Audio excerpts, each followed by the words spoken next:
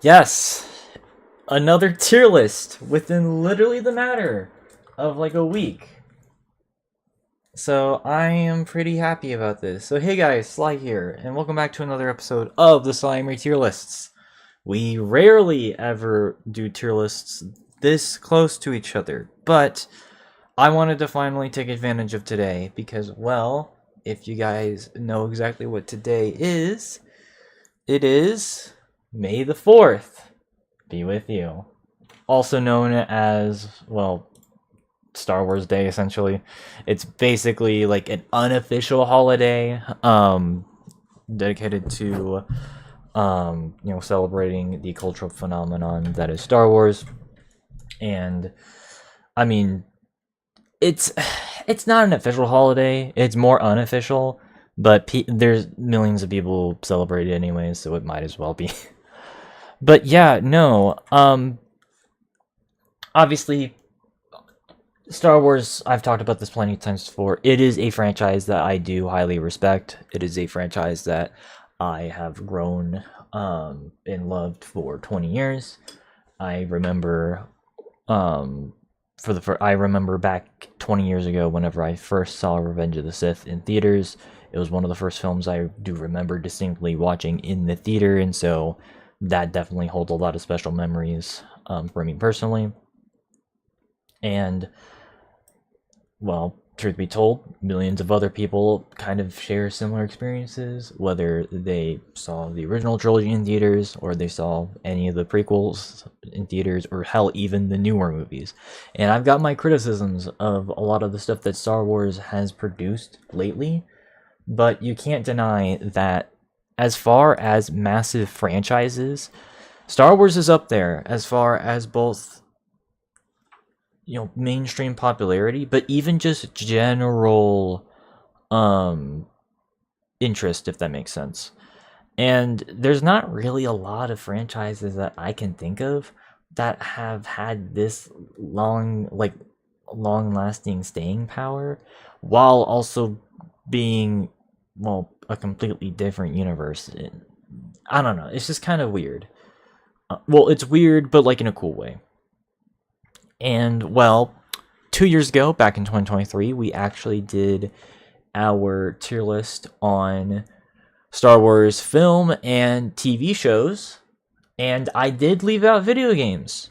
Well, 2 years later, that's exactly what we're going to be doing.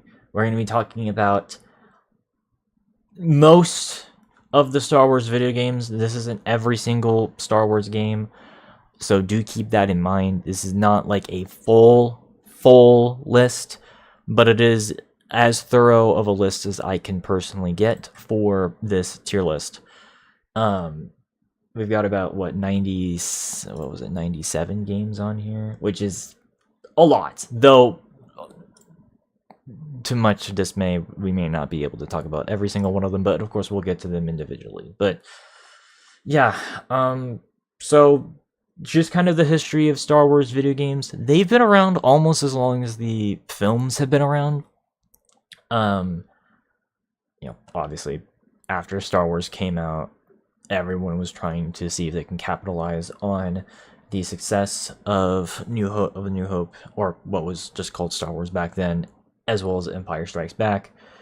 And we saw a plethora of different merchandising that came out, toy licenses, trading card games, action figures, like just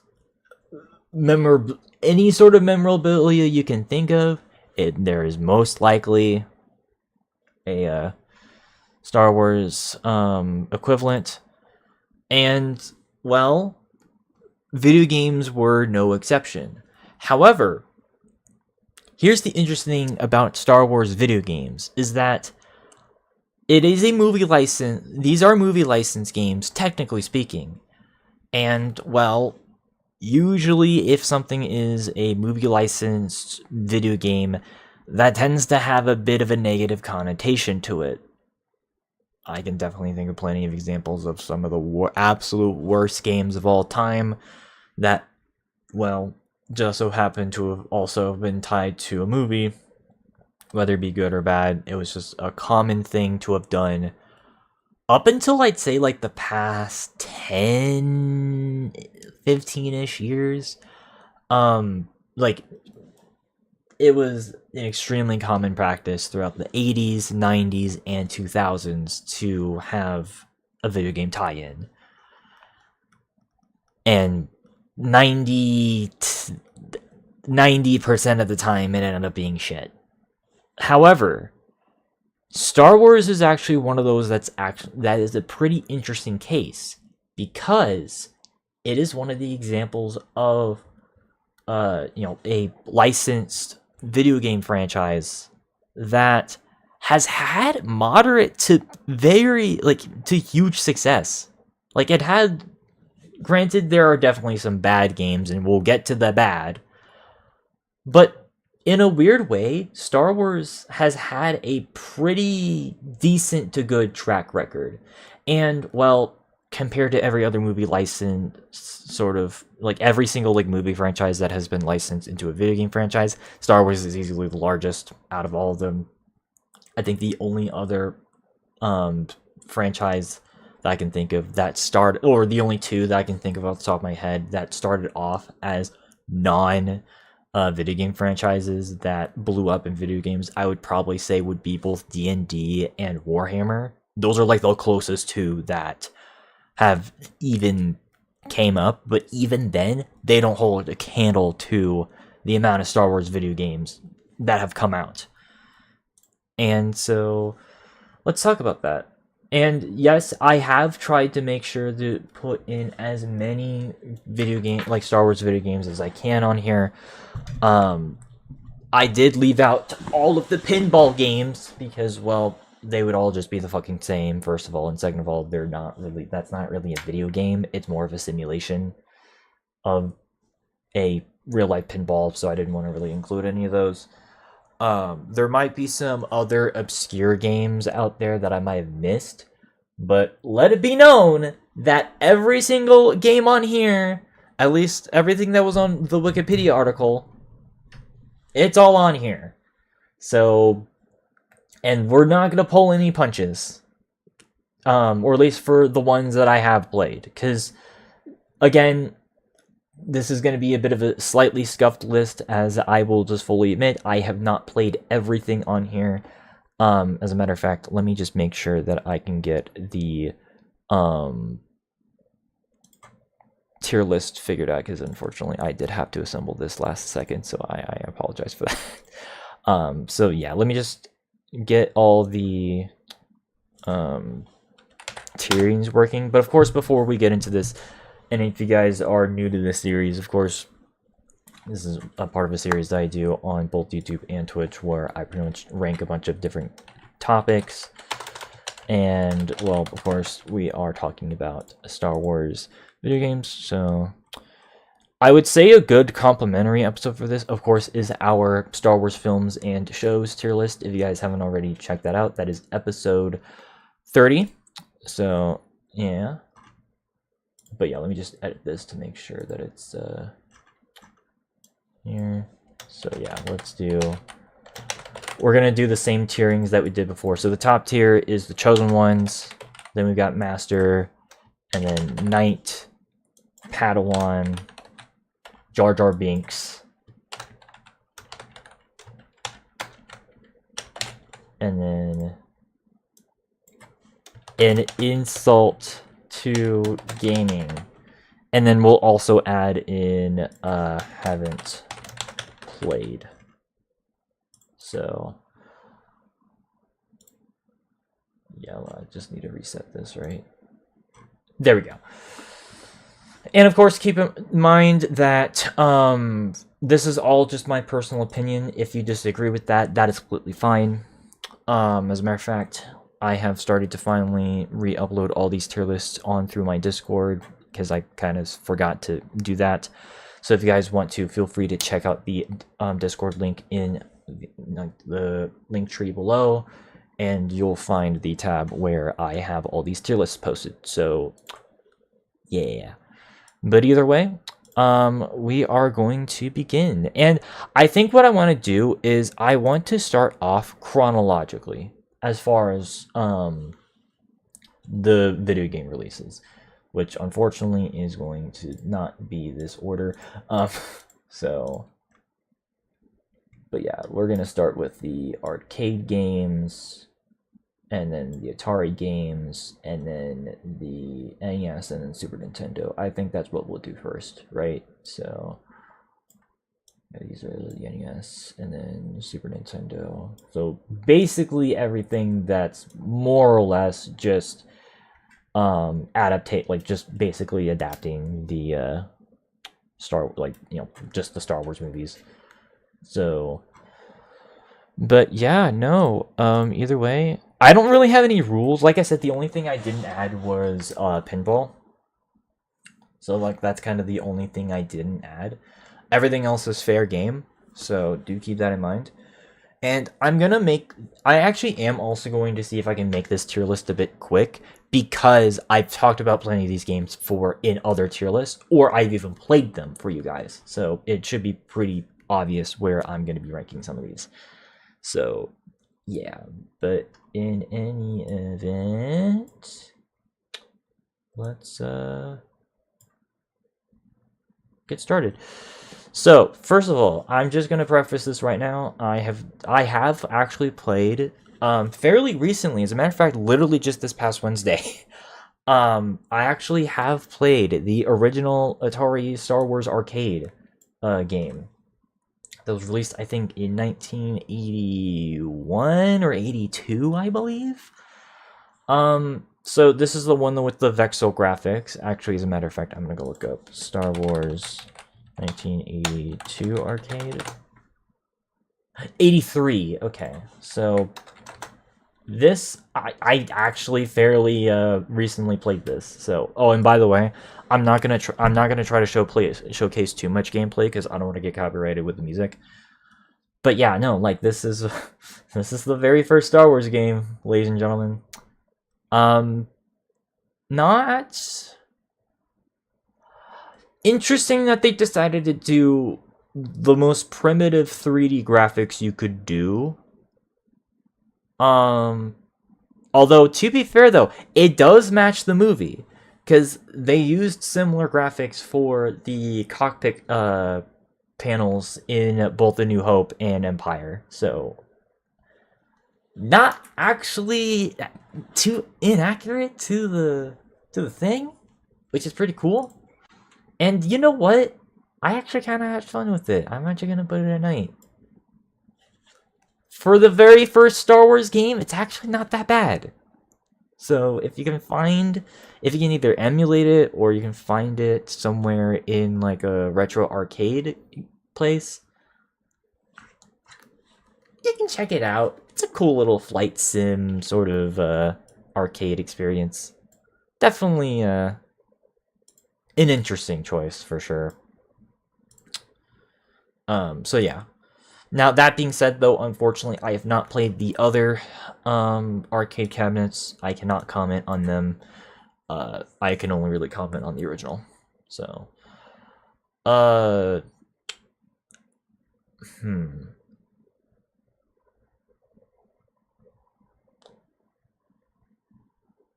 should we talk about the Atari games?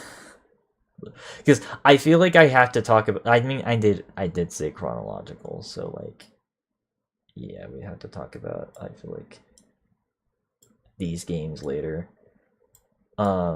So, and then I guess we can talk about these in between. Sure. All right. But yeah, what about the Atari counterparts? Well, yes, I have in fact played the Atari versions. I emulated them, to be fair. And well, I think it just really reinforces why I don't really care about a lot of games from before the Super Nintendo. Again, go watch last year's video game console tier list. It pretty much speaks for itself. But I'm just gonna put all these in Jar Jar, because I mean, I don't think these are insults to gaming. They have just aged poorly. That's just the problem. They're not like for Atari standards, they're whatever, but like, come on. I mean, this here, right here, this is supposed to be the Atari 2600 version of this. So you can probably guess the disappointment is immeasurable. So, yeah. Also, let's not forget, infamously, we don't call this Empire Strikes Back. We call this Bird versus Camel. That's the only, that's what this game is. So, at least it's Bird versus Camel in my heart. So, Return of the Jedi, it's just kind of a weird take on the Death Star battle. It's whatever. And then old Jedi Arena, this barely even works. I don't even know what you're supposed to do in that game. So, yeah, no. Again, Atari games. What do you expect? Atari 2600 games. I don't know, man. I'm not gonna put it in insult. I'm not gonna put it in the lowest tier because that'd be weird. But I don't know.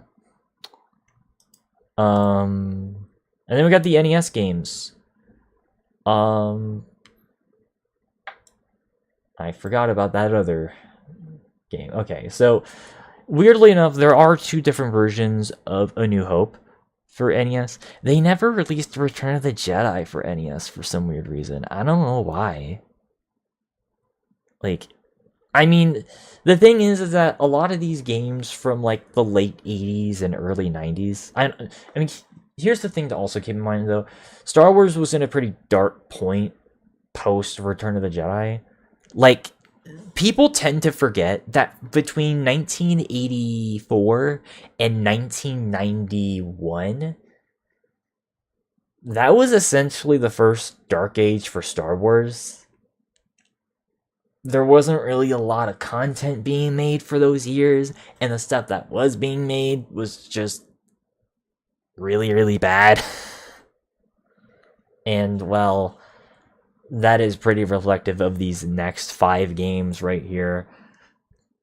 These just were a part of an era of Star Wars that a lot of people just would rather forget about.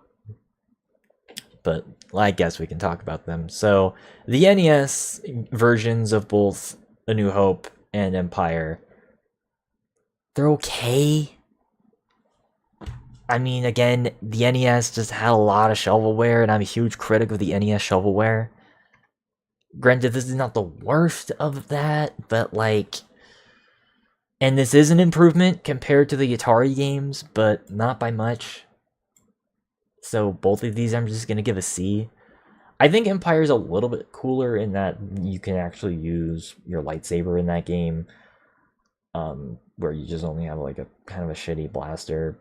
If that, in this first game. So because of that, yeah, it's just kind of awkward. So again, it's the NES. There's only so much I can talk about with the NES.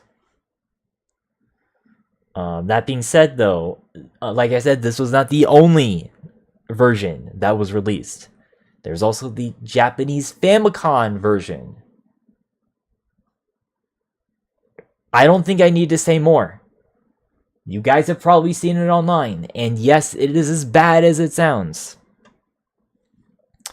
It has nothing to do with the movies. Darth Vader turns into weird-ass animals throughout the game for no reason. You go to planets that have not been in any of the movies, if they are even canon planets to begin with, which I sincerely doubt. It's just bad. It's just a pretty bad experience. Need I say more, though? Everyone has already cooked this game, so I don't want to feel like I'm repeating myself. Alright, so these next few games. Star Wars Droids. I have not played this, but it looks awful. So I don't think I want to touch it. So, based off of one of the shitty animated shows from the 80s that, again, people would rather forget about. Which, fair enough. I've seen both of them, and they're awful. And, well, yeah. What else we got here?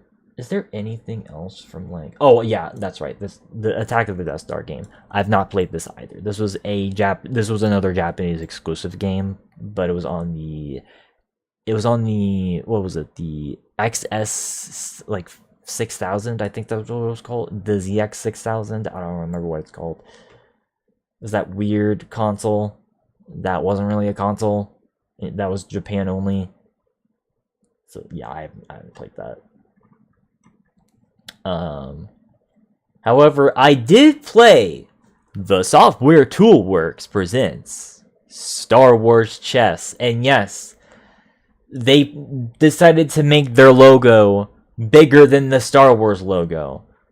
Fucking, these guys are really, like, what a bunch of assholes. I mean, that being said, though, I mean, it's just chess. It's just chess. Star Wars chess. You can just buy that physically. It's whatever. So, I don't really have anything else to say, if I'm gonna be honest. I mean, truth be told, just a lot of these pre-Super Star Wars games, I frankly just don't have anything to say. Again, Star Wars video games, even by then, you can definitely, like, see there was a decent amount of Star Wars video games, even before the Super Star Wars collection, on Super Nintendo. But yeah, they weren't really anything to write home about. It wouldn't really be, like, since their inception around 1982, 1983, it would take a full decade before we would start seeing more consistently good Star Wars games. Even then, there were some growing pains here and there. But as far as what these early games represent, I at least am glad that these existed, because, well, these were the foundations for pretty much a few more Star Wars games. But yeah, no, let's move up to the actual games. So, okay, that sounds mean, but whatever, you get my point. So yeah, let's actually move up to talking about the games that at least matter more and are more relevant to the channel. So, first of all, we've got ourselves the Super Star Wars games. These were the Super Nintendo games that were full adaptations of the original trilogy, and this time they actually got all three of the movies here. So they didn't do the mistake that the NES did, where they skipped out on Return of the Jedi. They actually got Return of the Jedi this time. And these are actually pretty decent games. I'm not going to put them higher than a B tier or Knight, but these aren't actually that bad. They're hard as fuck, though. Do keep that in mind. These are very difficult games if you want to go through them. It has the bullshit enemy placements. The health bar tends to be kind of annoying with some of the bosses. But, well, thankfully there are difficulty sliders in the game, so that's not a huge deal. And plus, even despite how annoying some of the sections can be, I can say that these games were actually kind of a blast whenever I was playing them on my Super Nintendo. I thought that they were pretty fun, for the most part. Granted, I don't know if I would rank them individually because they're all pretty similar to each other, but the fact that they are pretty decent to go through, I think is a good enough of a recommendation for me. So, if you guys like side-scrolling action games and you want something like that but with Star Wars, the Super Star Wars games are actually pretty good in that regard. So, yeah. I think next up we're gonna also be talking about the other arcade games. So, which is going to be a bit anachronistic from how I want to do this. But keep in mind that These are the last of the original trilogy, like the games based off the original trilogy that strictly followed the movies. Because I pretty much most of the other games from this point onwards, they don't specifically follow the movies themselves. They follow their own storylines, except for like the Lego Star Wars games, but we'll get to that. But as far as the arcade games, excuse me, I would say OG Star Wars Arcade. Keep in mind, I played the Genesis version, so the one that was on the Sega CD, Sega Genesis, Sega CD, whatever. I think I'm gonna put this as the same as the Atari version. I think it's at least as good. It's definitely an upgrade, but I mean, there's only so much you can kind of like change up with that. So, but I'm actually gonna put Star Wars Trilogy up in Master, and we're gonna put Battle Pod also in Knight. So I have a weird history with Star Wars Trilogy Arcade. I remember as a kid playing this all the time at our local arcade. It was one of the games that I remember just constantly playing a lot. And it was this specific version. I do remember that. And I think this is, out of all the arcade Star Wars games, I think this is probably the best one. I mean, visually, I'd still think that, I mean, at least for a good while, it did hold up. I still think that the game still looks decent, but, you know, it's a 25-year-old arcade cabinet, so it was only a matter of time before they upgraded. But as far as this arcade cabinet, I guess it's just mostly nostalgia. I usually am not the most nostalgic person, but this is another one of those weird exceptions where it's like, yeah, I like this version personally, so yeah. But interestingly enough, again, BattlePod, that is the newest arcade cabinet on here. So technically speaking, it should be a better game.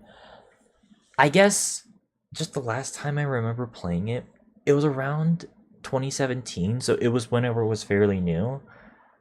We just so happened to have gone into an arcade around that time, a different one. I just remember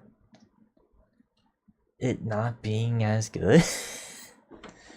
Like, I just remember getting stuck on it, and I don't know, maybe it was just a bad experience, but I guess I just kind of have a weird negative annoyance with this one, so that's why I'm gonna put it at Night.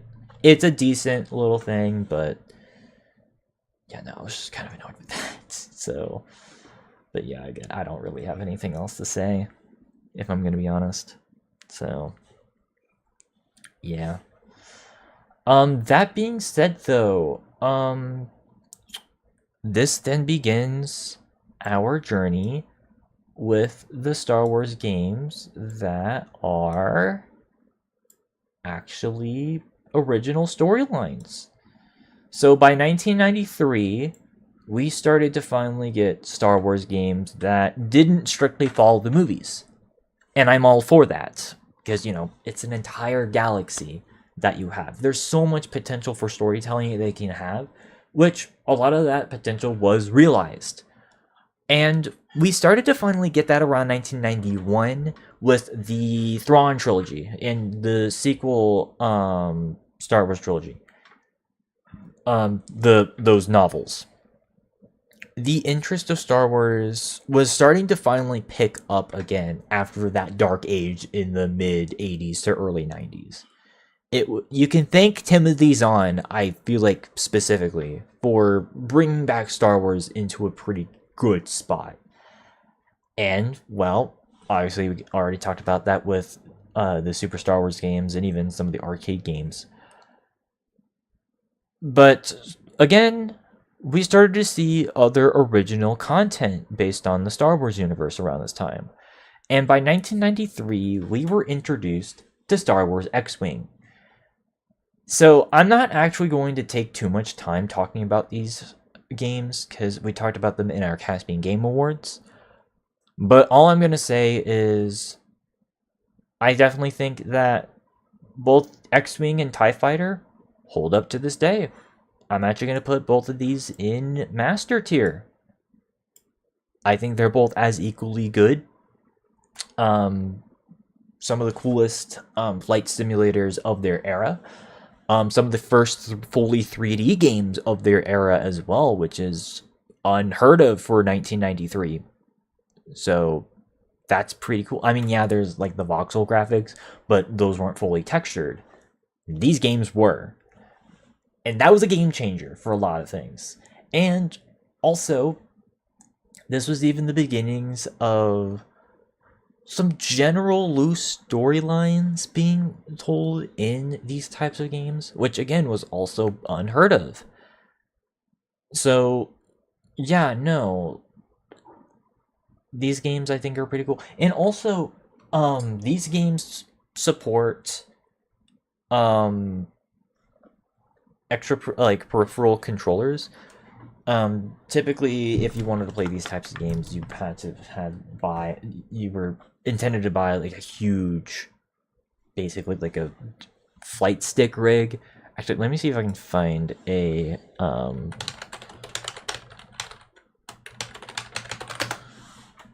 let me see if I can find. Oh yeah, like back in the day, you were supposed to look for something like this.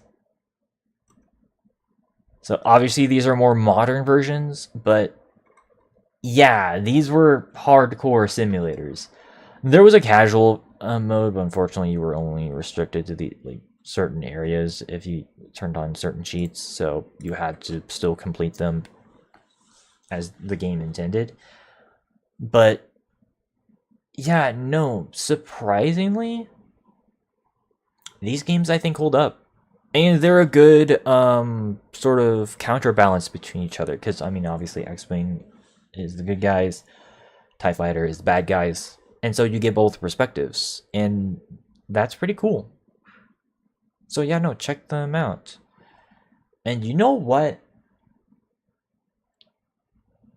These sequels that came out in the late 90s, not too bad either. X-Wing versus TIE Fighter.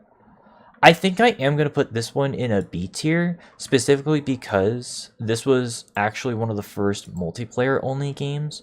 And while, you know, this would be basically a huge trendsetter in a lot of ways, it definitely feels like there is a lack of content. At least for someone like me who prefers playing single player games, and also, well, this is a 27-year-old game. Actually 28-year-old game, holy shit. And so I sincerely doubt that there are a lot of people playing this game. So, which is why the Steam version has the Forces of Corruption expansion, which, by the way, expect any game that has an expansion pack to just be a part of the game itself here. So, and we'll get to that later with a few other games. But yeah, Forces of Corruption is essentially the single player-ish expansion, which is the version that is sold on Steam. And it's fine, but I don't think it's as good as the first two games in this sub-series. That's just me, though. And then we got ourselves X-Wing Alliance, which I think brings it back up to the, like, to a higher knight, lower master. I think I'm actually going to put it at a higher knight. Improved graphics, generally better, smoother gameplay, a lot more forgiving gameplay. I just think that there's some more modern day technical problems that you can run into with X-Wing Alliance. So, and also admittedly, I haven't played this one as much as these other games, so admittedly I'm not as experienced, but from what I played I did like. So yeah, no, X-Wing Alliance, kind of a decent last hurrah. It's kind of weird that they never made a fifth game, but I don't know, it is what it is. But then that brings us to, and by the way, yes, I am putting these other games on standby as we continue talking about these. But yeah, that then brings us to Rebel Assault. And, well, I am not a fan of these games. These are more so on rails shooter style of games, but also kind of interactive movies. It's kind of a weird hybrid between rail shooter and interactive movies. And, well, if you guys remember on our last tier list, the horror games tier list, you guys know that I am not a big fan of interactive movie games. And, well, in the specific case of this first Rebel Assault game, is actually kind of insulting how bad the controls are in this game. Like, it's indefensible. I'm sorry, but, like, yeah, this is, in my opinion, one of the worst Star Wars games ever. It's bad, people. It's borderline unplayable in the modern age. And because, like, you will run into walls constantly when you're in the vehicle sections. It is so agonizing. It is extremely broken in the worst ways possible, and I genuinely hated the experience. So I do not play Rebel Assault. It is bad. And, well, unfortunately, I've got similar things to say about Rebel Assault too. Granted, it is definitely an improvement, but not by much. I'm gonna put it in the Jar Jar Binks category.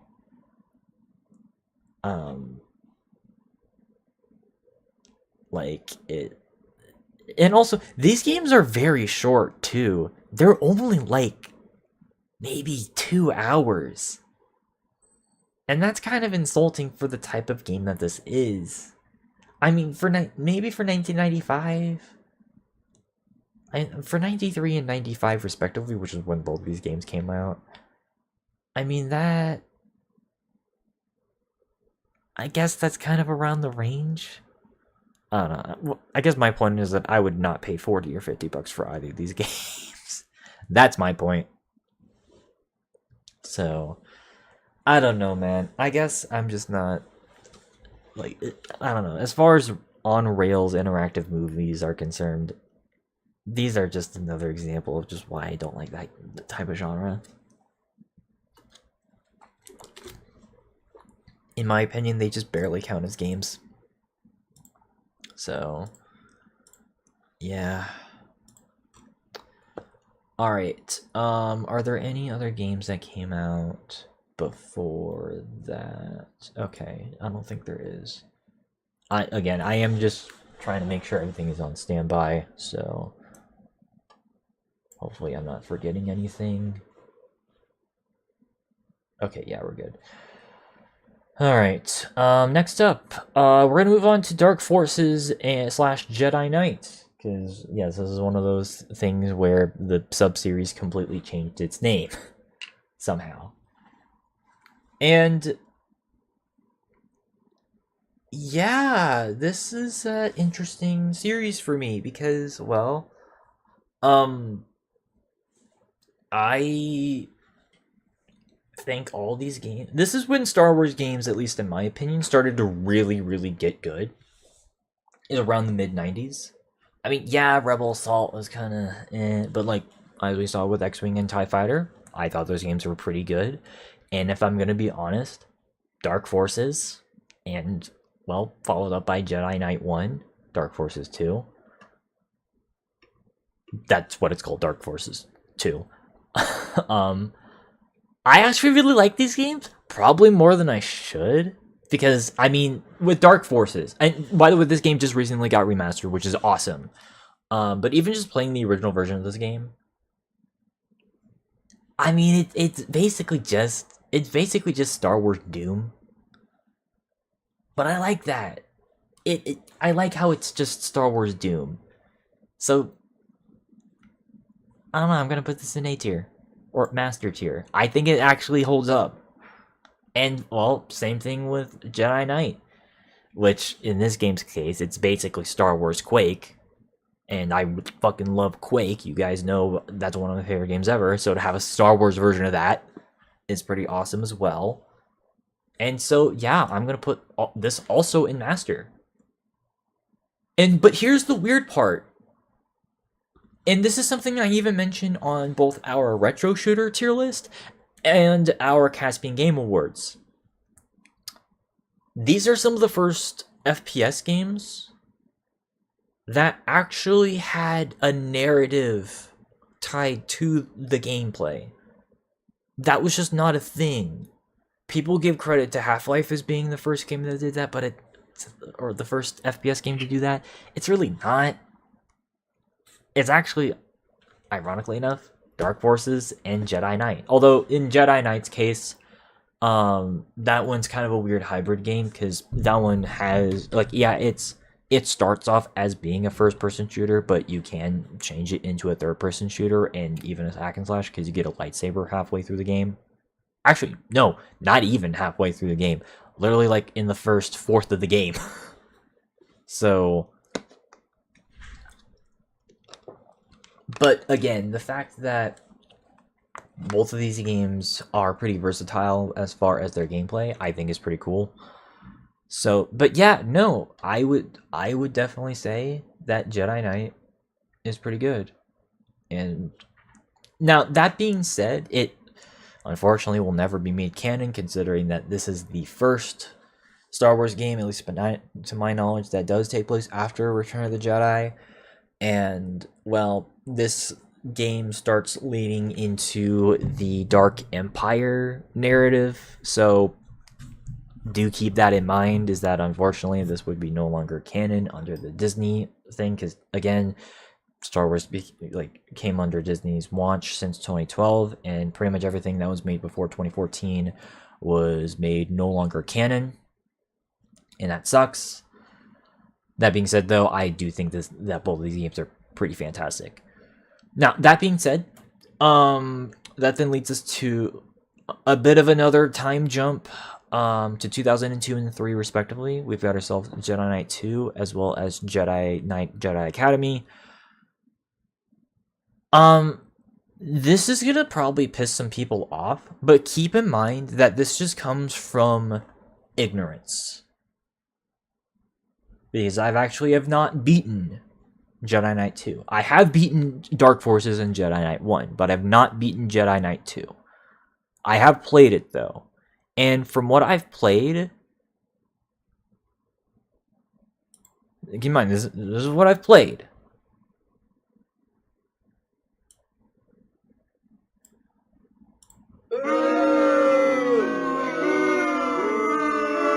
I know.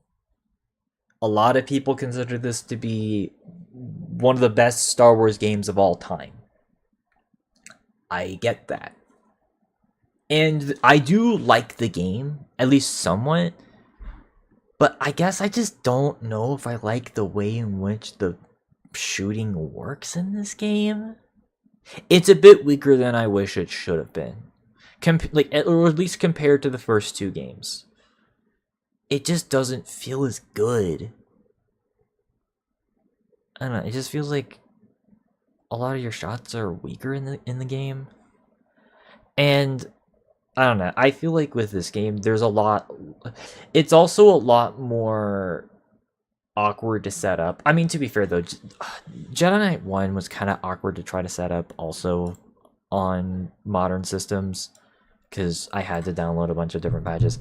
I was never able to figure out like the best way to be able to play Jedi Knight 2 on more modern hardware. So admittedly, that being said though, I do think it is up here somewhere. Actually, yeah, let me just, yeah, usually I don't do this type of stuff, but yeah, no, I think I'm gonna put those there. Guess this is better. That's better. Sure. Those are equally bad. But I don't know. I guess for me, I guess I just don't like the way in which this game plays in comparison, because it's a bit slower. It's not like a quick clone anymore. I mean, if anything, it actually plays more in line with something like Red Faction. So just without the destructible terrain. So, I don't know. It's just not really... In comparison, I guess it's just a bit of a letdown. For me, personally. Now, that being said, that then leads us to Jedi Academy, which this game is like highly revered as being one of the best games in the Star Wars franchise, if not one of the best games of all time. But here's the thing, and this is the explanation as to why I didn't even nominate this for any category in the Caspian Game Awards. Or at least I don't remember ever nominating it in the Caspian Game Awards. I'm going to double check that right now.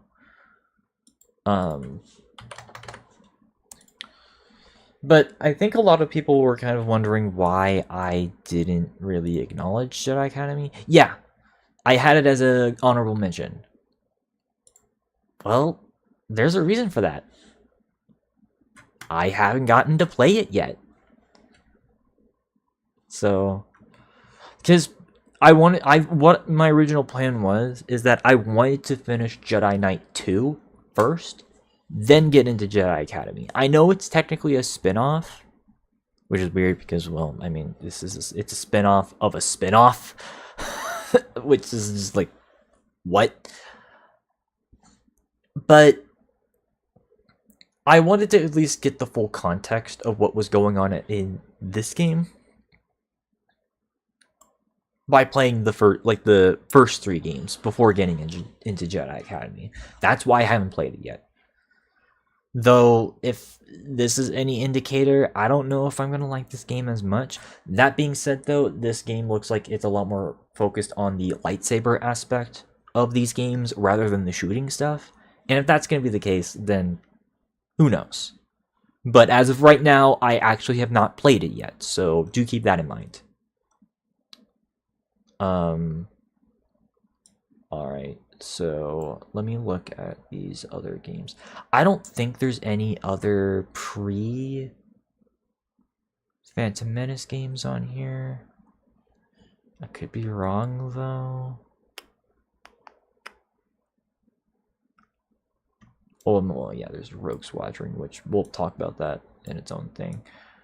But yeah, no, I think those are all of the... Oh, yeah, look, okay, I guess we'll just lump all these into the sort of miscellaneous... Okay, well, that's still, like, kind of... Whatever. All right, let's talk about the rest of the pre-Phantom Menace standalone games. So, the Shadows of the Empire. This came out on both the N64 as well as PC. I actually played the PC version. This one's awkward because I like some of the concepts of Shadow of the Empire. There's some things that it does right. Like, for example, the beginning mission with Hoth. I think that is a fantastic level. And pretty much any sort of vehicle section in the game, I think, is pretty good. I just don't know if I like the ground combat. It's so awkward. It's not terrible. You can kind of get a general sense of where you're supposed to aim because this is essentially like a third-person shooter. It's kind of what it is. But it's an awkward third-person shooter because there's no aiming reticle, and some of the powers can be kind of annoying. I actually beat this game in like 2 hours. I beat this in a short amount of time that I was almost considering just refunding it. I don't think I did, but yeah, like, did I end up? No, I still have it on my Steam, so and it's fine. Like, but like, there's some sections that just do straight up suck. Again, most of the time, whenever you're on the ground, that tends to be kind of annoying. And also, the one vehicle section that sucks absolute dick. The fucking... Okay, maybe not that. Like, it just completely sucks ass. The fucking speeder bike section on Tatooine. That shit sucks so fucking bad. Like, oh my god, I fucking hated that section. So, and also, I don't like how this game has multiple endings that are based off of what difficulty you play on. That shit actually does piss me off. So, yeah, I'm gonna put this in a C tier. It has good ideas. I don't think it's as bad as some people made it out to be. But it's got its problems. It's got massive problems, and you can kind of see why this sort of project ended up fading away after a while. It's just, again, another awkward sort of game, so, but it is what it is. So, alright. Oh no, the shitty fighting game. Oh no. Masters of Terras Kasai. Or Terra Kasai, whatever the fuck it's called. Actually, funny enough, I have not played this. But I kind of refuse to play it. Because, I mean, to be fair, you're talking to someone who's not really a big fighting fan to begin with. But this game, I've heard, is infamous. Amongst one of the worst fighting games ever. One of the worst Star Wars games ever. One of the worst games, period. I refuse to play it because of that. So that's all I gotta say. But there's another game that came out around this time period that I think actually kinda... Oh wait, okay, before we talk about that, I kind of forgot about one other game. Fucking Yoda Stories. God damn it, why did I forget about this game? So, I mean, thankfully I didn't do it, but whatever. Okay, Yoda Stories. This is another weird game. It's... I'm just gonna put it in Jar Jar Binks. It's not really a game. It's just a time waster. I don't know, like... This was intended to basically kind of be one of those games that you just kind of play whenever you're doing like a menial task. It's like a distraction game. That's essentially what it is. Like, it's kind of an action-adventure, Zelda-like, but not really. And, well, it doesn't really have anything to do with Yoda, and every world is pretty much randomly generated, so, well, good luck trying to find your missions. It's just kind of an awkward sort of thing. I don't even know what to call it. So, it's just not for me. Alright, now let's talk about the game that I think flew under a lot of people's radars. That I actually think is pretty underrated. Star Wars Rebellion. A grand strategy Star Wars game. Yes, a full-on grand strategy Star Wars game. Actually, I think this is one of the first of its kind. Which, again, going back to what I was talking about with both X-Wing and Dark Forces, a lot of Star Wars games, ironically, tended to be pretty innovative. A lot of people don't give a lot of Star Wars games or just LucasArts credit. They thought outside the box. Although, was this specifically a LucasArts? I know they obviously published it, but what about the game itself?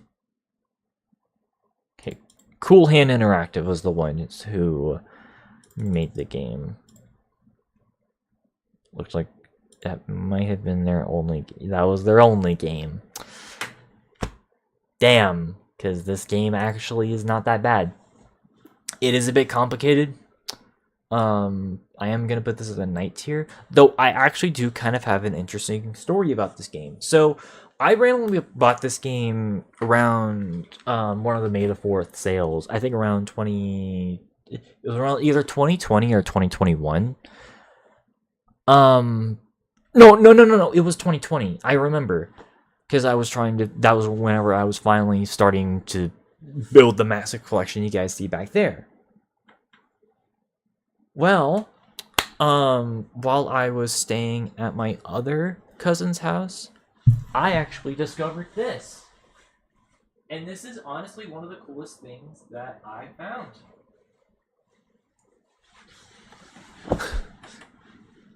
The complete official guide to Star Wars Rebellion. Yeah, it has everything that you need to know about the game. So, you got like unit types right here. You've got different, facility types right there. You've got learning how to move around planetary sectors. Like, this is a full-on like guide that they just randomly had. Because keep in mind, they were huge Star Wars fanatics for the longest time. I don't know if they are anymore, but yeah, they let me keep this, and I appreciate them doing that. So I'm pretty thankful that they gave this to me, basically, essentially as like kind of a Christmas gift, even though by that point I stopped celebrating Christmas. But yeah, no, like that I think is pretty awesome. So that's something that actually does, weirdly enough, kind of help me as far as being able to play this game. But, well, that then leads me into, well, the problem is that this is definitely the type of game that's more so for a specific crowd. Keep in mind, you're talking to someone who does play a decent amount of Hearts of Iron and Stellaris anyways, so this is a type of game that I'm already familiar with anyways. I was already playing Hearts of Iron years prior, so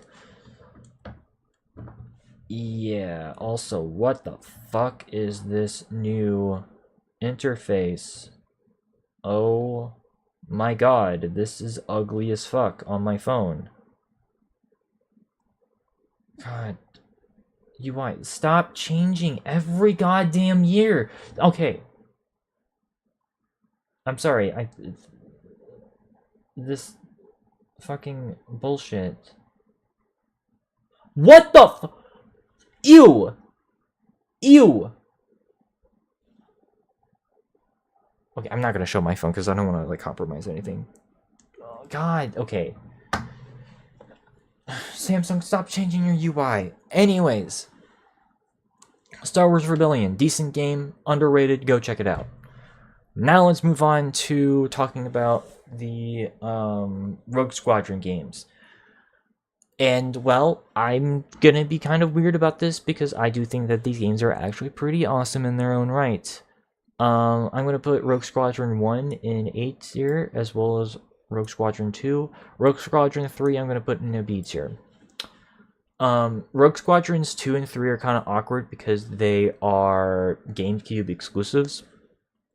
So do keep that in mind. They never released these games on PC or any other system. So that's unfortunate.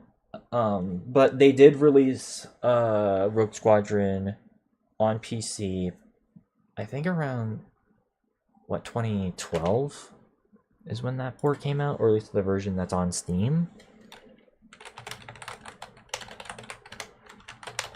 And as far as, I mean, these are also flight games, but they're not the same as the... Oh, this actually came out on PC for... Okay, whatever. Whatever the version that's on Steam, that came out fairly recently.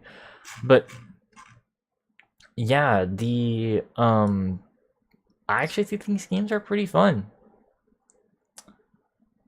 I don't know, I just think they're cool little action flight games that are not in the same vein as the X-Wing or TIE Fighter games. They are definitely a lot more arcadey compared to those, but they're still fun regardless. And I do like how they do take some liberties going into some of the material from the books and the comics, because there's another series that does that. Rogue Squadron, explicitly for half the game, you actually go into the Dark Empire storyline, so that's pretty cool. And I don't know, it's just, these games are just kind of cool. Sue me. So, and I don't know, I guess Rogue Squadron 2, again, I'm not as experienced with that one, so I'm not gonna really say too much about that. But it's, from what I played, it is decent, but I definitely can see why that one is kind of forgotten compared to at least Rogue Squadron 1. I don't know, it just sucks that Rogue Squadron 1 is like the only like accessible one. I don't know, that just kind of low-key sucks. Alright. Now let's talk about the foray of Phantom Menace games. Because we finally reached the oh so dear year of our Lord, as everyone knows. It's 1999! And we finally reached talking about Star Wars Episode 1 games, or at least games that are somewhat related to Episode 1. From 1999 to 2002, there were a plethora of these types of games, many of which in varying quality. So, yeah, let's that going. So yeah, it was pretty much an epidemic of these types of games at the time. And well, funny enough, I've not played every single one of them. But the ones that I have played, they're whatever. So, there was a direct movie tie-in game for Phantom Menace that was released on the PlayStation 1. It's whatever. It's a C tier. It's not a terrible Star Wars game. It's just kind of bland. I don't know. It's just not really all that worth talking about. I mean, you're talking to someone who really doesn't like Phantom Menace to begin with. So naturally, I'm not really going to care. Weirdly enough, there was a weird life sim that was made that same year. Which I guess kind of takes place after the events of Phantom Menace, kind of regrowing a lot of the stuff that's on Naboo's moon. I played a little bit of it. Again, it's another really annoying game to try to set up. But yeah, what is it called? It's called Gungan something. What is it called? Gungan Frontier. It's a weird game. And it's kind of weird talking about non-Maxis sim games. This is one of those few examples of that. I mean, I can see the appeal, but considering how hard it was to try to set up, and also just kind of ultimately kind of weird in general this game was, I'm gonna put it in C tier. It just doesn't feel like a Star Wars game, like at all. I don't know. It's awkward. It's weird. That's all I gotta say. Jedi Power Battles. Funny enough, this just came out on, it just had a re-release on consoles, and I'm pretty sure it even had a PC release recently. Right? Or was it just consoles? It might have just been consoles. Was it just consoles? It was... No, it had a PC... What? Oh, it might be on the stupid Xbox store. Okay. Either that or it may be on GOG. It's definitely not on Steam. I don't see it on... Wait, it is on Steam. Steam, what the fuck? I literally looked this up. You goddamn imbecile. Whatever. Anyways, so this is now on PC. This was originally a PlayStation 1 exclusive. Honestly, it's really not that different from Episode 1, at least gameplay-wise. It's just kind of another beat-em-up style of game. It's okay, I guess. So, I'll put this in a C tier. So yeah. Alright. Battle of Naboo. I'm not gonna lie. This is another one that I just have not played yet, so I haven't played it. So I can't really comment on it. Though from what I can tell, it looks like it's not that different from Rogue Squadron. So I might like it, though. Yeah, it looks like the PC reviews were unfortunate, so that might be a problem. So I don't know. I just haven't tried it yet. All right. Now we're starting to get into okay, should I Okay, I think I'm going to reserve this here for just general. No, okay, we'll talk about it. This is a Game Boy Color game, right? Was it Game Boy Color or Game Boy Advance? I don't remember. It's Star Wars Obi-Wan's Adventures. The Game Boy Color game, okay.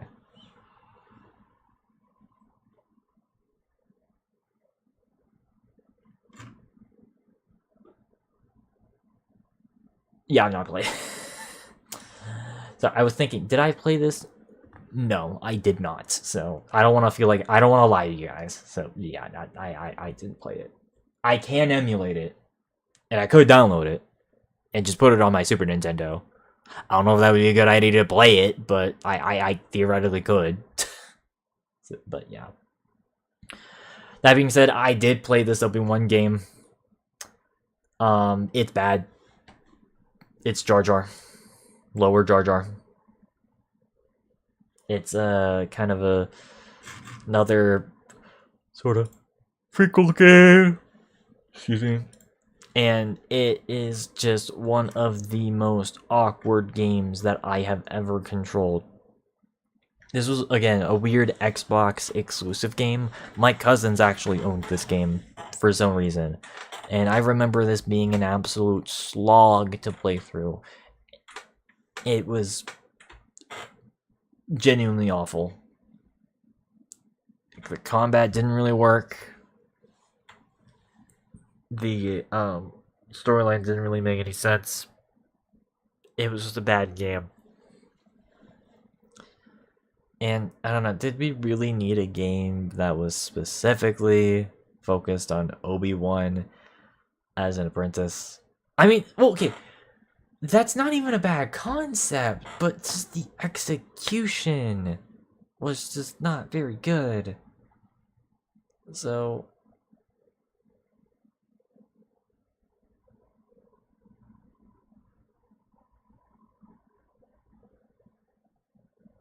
I don't know, it's just weird. So, and also it's another sort of it's also kind of a weird remake-ish of this episode 1 game. I don't know. It's an awkward game. Don't play it. Don't play it. But yeah, I think those are the. I think that was the last of like the episode 1 specific games. I mean, there's a few other games that were kind of around, but we'll get to those later. We'll obviously talk about Racer in a little bit, but yeah, as far as everything else, yeah, I think these are just kind of miscellaneous. Yeah, these are miscellaneous Star Wars games that do feature Phantom Menace characters, but aren't exclusively Phantom Menace. Star Wars Demolition. This is basically Twisted Metal Star Wars. I mean, you're talking to someone who doesn't really like some Twisted Metal, not because of the gameplay, it's because of the aesthetics. The gameplay is definitely fun, but I don't like the look of the game. So, I guess I'll put this in a C tier. It's decent, even if the balancing is kind of awkward and certain vehicles are definitely better than others. But, yeah, it's fine. I don't know, I guess I'm just kind of awkward as well about these types of games where it's different vehicle. It's like, you know, a lot of the same character fighting each other, You know, like stuff like hero shooters. It's just so awkward for me. Same thing with these sort of like action, like combat vehicle games, especially if they have named characters. I don't know. This is kind of awkward for me. Oh no. Another awful, awful, awful Star Wars game. Which thankfully I have not played, and I refuse to play, even more so than Terra Kasai. I'm willing to play Terra Kasai. I am not willing to play this garbage. Don't even make me. Super Bombad Racing? More like Super Bombad dog shit. I'm not playing that. It looks fucking ugly as hell. No thank you. But yeah, let's jump back in time a little bit and let's talk about... Let's go back to Phantom Menace, but let's talk about the pod racing stuff. So, pod racing. Okay, Phantom Menace is... I've talked about this obviously in our Star Wars film slash television tier list. There's a multitude of reasons why I'm not a big fan of Phantom Menace. And why even as a kid I thought that movie was boring. But the pod racing scene admittedly was one of those scenes that I'm just mixed on. I don't know. I've gained more of an appreciation for racing content because of a certain somebody. So like I guess I'm a bit more open-minded now. I still don't think I like Phantom Menace. I still think that movie's fucking boring as hell, and well, in a lot of ways, absolutely unnecessary. But weirdly enough, I did also buy this Star Wars racing game, like this, yeah, Star Wars Episode 1 Racer. That's what it was called. On Steam.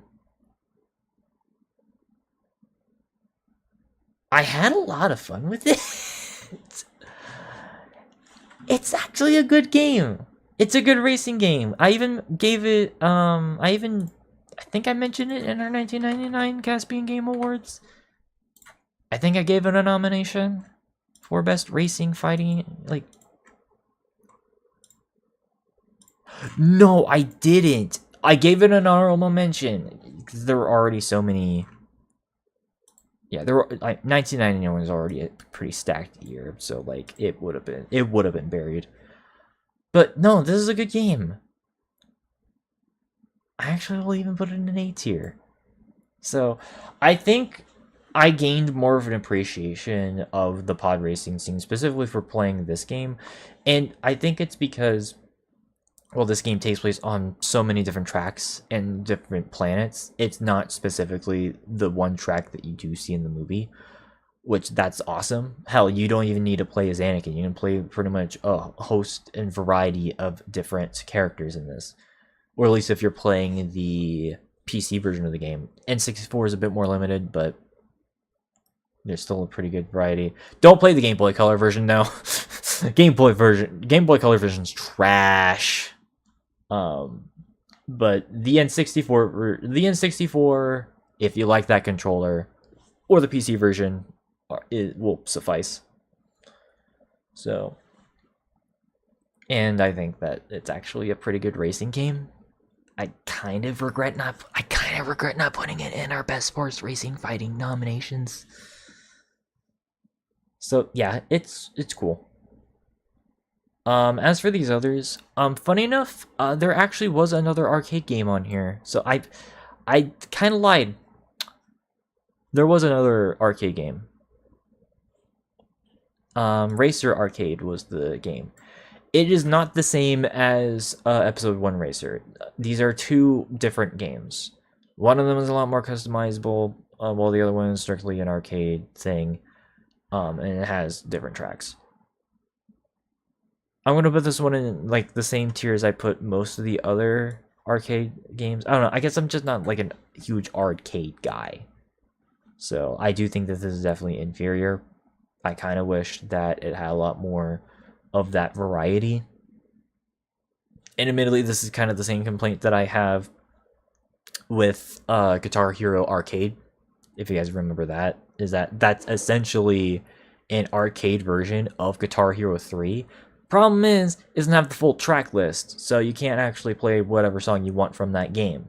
It's the same thing with Racer Arcade. You can't just choose whatever racing track you want. And that's kind of annoying. It's just a gimped version of a game.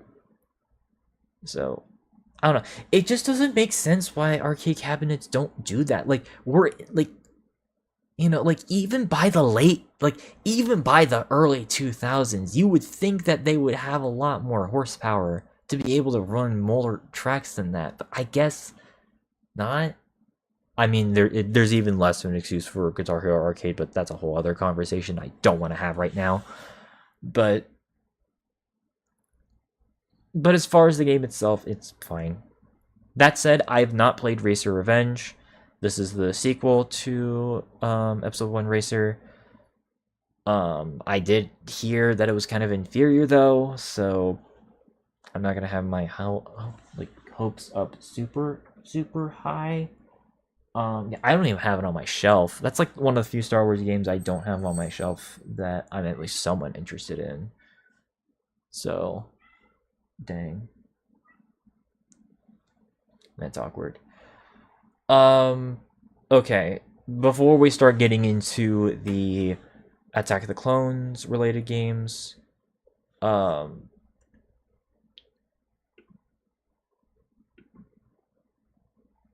that's right. There's these RTS games. Yeah, we'll talk about the RTS games, I feel like, first.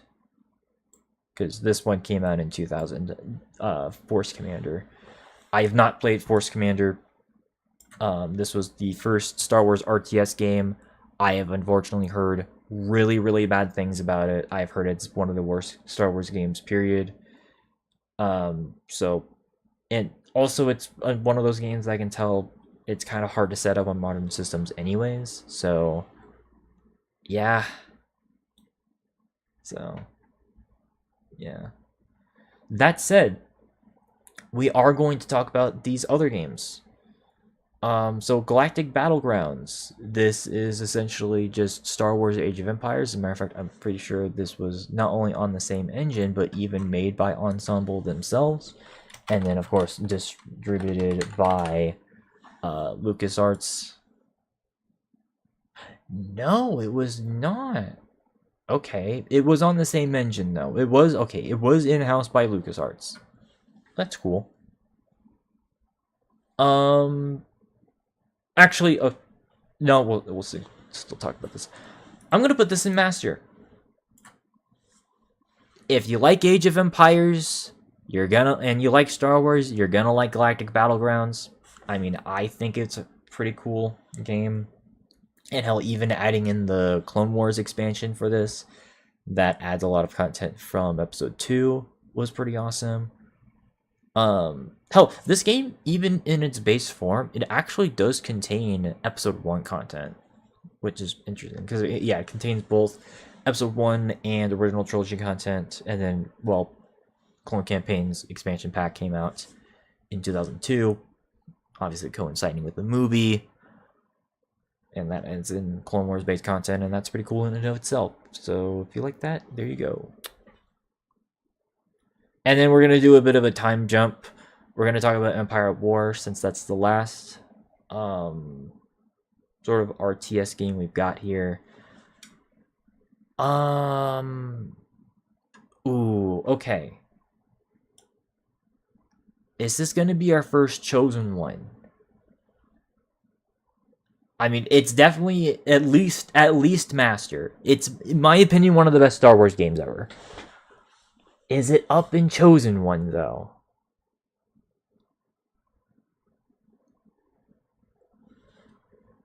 No, but it's still really good. So, this is another RTS darling. Actually, funny enough, did play this back in 2020 or 2019, 2020, just a random day on Twitch. I don't exactly remember why I chose this game specifically. I do have a lot of fun with this game, though I will admit the grand campaign that's with this game, where you fight like throughout the galaxy, kind of similar to Star Wars Rebellion, but on a much more simplified scale. That can be a bit annoying to try to like move around. It's not as cohesive as something like Hearts of Iron or Stellaris or Star Wars Rebellion. It's a lot more micromanaging than it should be. But that's like my only complaint. I think that the actual ground battles themselves are pretty fun. Whether you're playing through with the campaign or if you're just playing through on like a small skirmish match, I think this game is pretty fun in that regard. And yeah, it does kind of suck that it is limited to the original trilogy era. I kind of wish that there was like a Clone Wars era, like an official one. I know there's mods, but it's still pretty cool regardless. All right, now let's talk about Star Wars Starfighter and Jedi Starfighter. Star Wars Starfighter, I have very limited experience with, but from what I played, it's not very good. It's kind of basically just a first-person version of Rogue Squadron, but like kind of not a very good version. It's pretty average. Yeah, I'd put it in a C tier. It's really nothing to write home about. Jedi Starfighter, I've not played. I heard that it is infinitely better, but I can't comment, so yeah. Now, let's talk about all of the Episode 2 related games. And there's a decent amount of those. More than you would think. So let's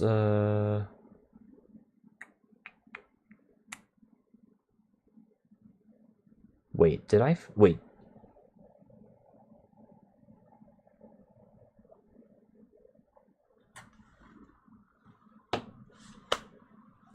I forgot a game already. I just realized that.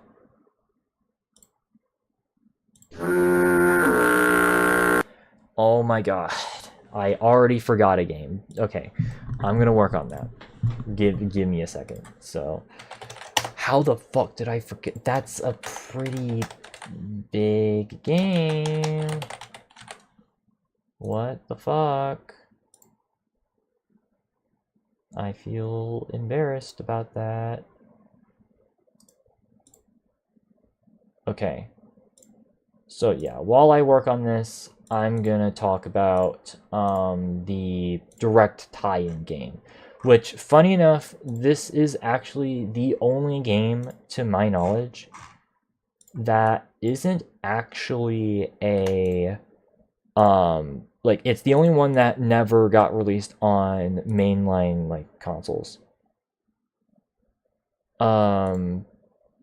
Which is interesting, because you would have thought that it was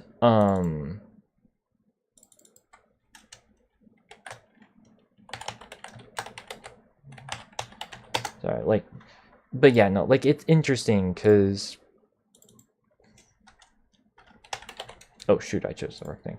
So it's interesting because well, pretty much everything else was on a dedicated console, but this wasn't. So yeah, I don't know. That being said, though, this game wasn't very good. It's Jar Jar Binks. GBA, I like the GBA, but there was a decent amount of shovelware that was on there. So yeah, this is just another one example of those. And truth be told, there was actually a sequel game to this called New Droid Army that came out. It was not much better. Again, these were just made to cash in on the prequel hype at the time. So, not much else I can really say about either of those, other than, well, they existed. So, yeah. Now, that being said, though, let me just add in the fucking game that I forgot about and I feel really stupid about because I literally have it on my shelf. So, God. But anyways, so, but let's talk about Star Wars Bounty Hunter first. This game pretty much is a Jango Fett backstory game, essentially. It pretty much follows Jango Fett as he it basically kind of explains the whole like clone thing, as well as Jango Fett's involvement with the events leading up to episode 2. It's actually pretty decent. I'm gonna put it in a night. It does have awkward controls, and they did completely change the controls on the re-release version of this. So do keep in mind which version of this you're going to like play. But yeah, no, rest assured, not bad. And I've got very similar things to talk about with this Clone Wars game, which I totally did not just forget to talk about. It's actually also going to be a night. I think it's actually a pretty decent, cool action adventure sort of game that pretty much follows up on the events of episode 2, leading into some of the earliest battles of the Clone Wars. Just kind of on a more grounded setting compared to the clone campaigns of Galactic Battlegrounds, so I think that's pretty cool. So, yeah.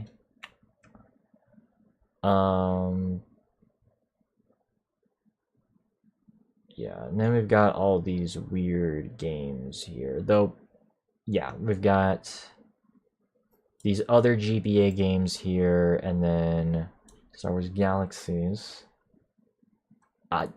I feel so bad because I have not played any of these.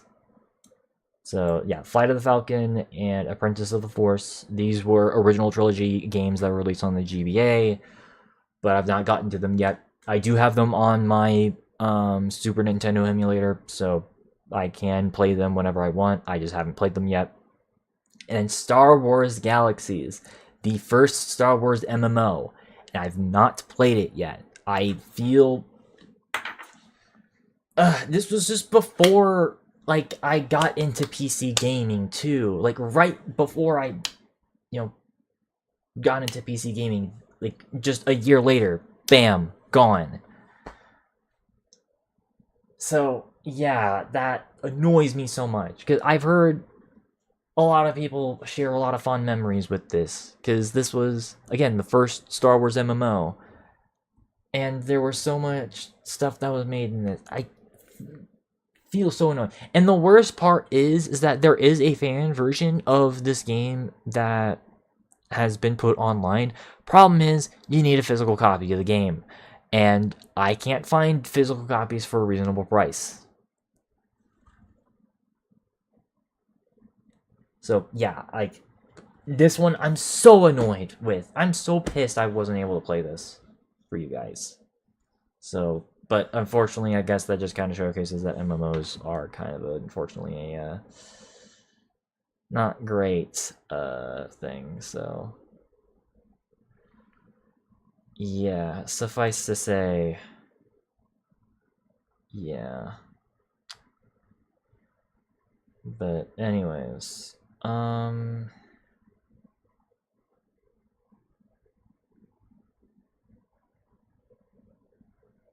sorry, I'm just kind of looking at this. All right.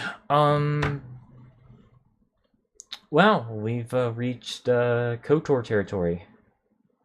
So I'm not gonna really spend too much time talking about Knights of the Old Republic or Old Republic, because it should be pretty obvious where I'm going to be putting these. As a matter of fact, Knights of the Old Republic, this is going to be the first one we're going to put in Chosen One. If I didn't put it in Chosen One, I already would have gotten death threats.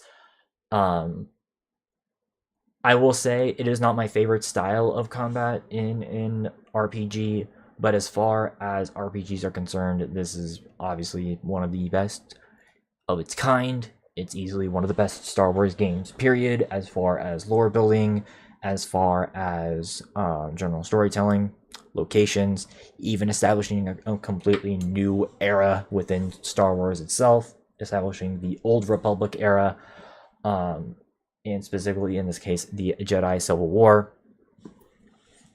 And also, this was the game that brought us one of the best characters of all time, Darth motherfucking Revan. He's become, honestly, one of my favorite Star Wars characters ever. I even have a Funko Pop bobblehead of him on that shelf right there.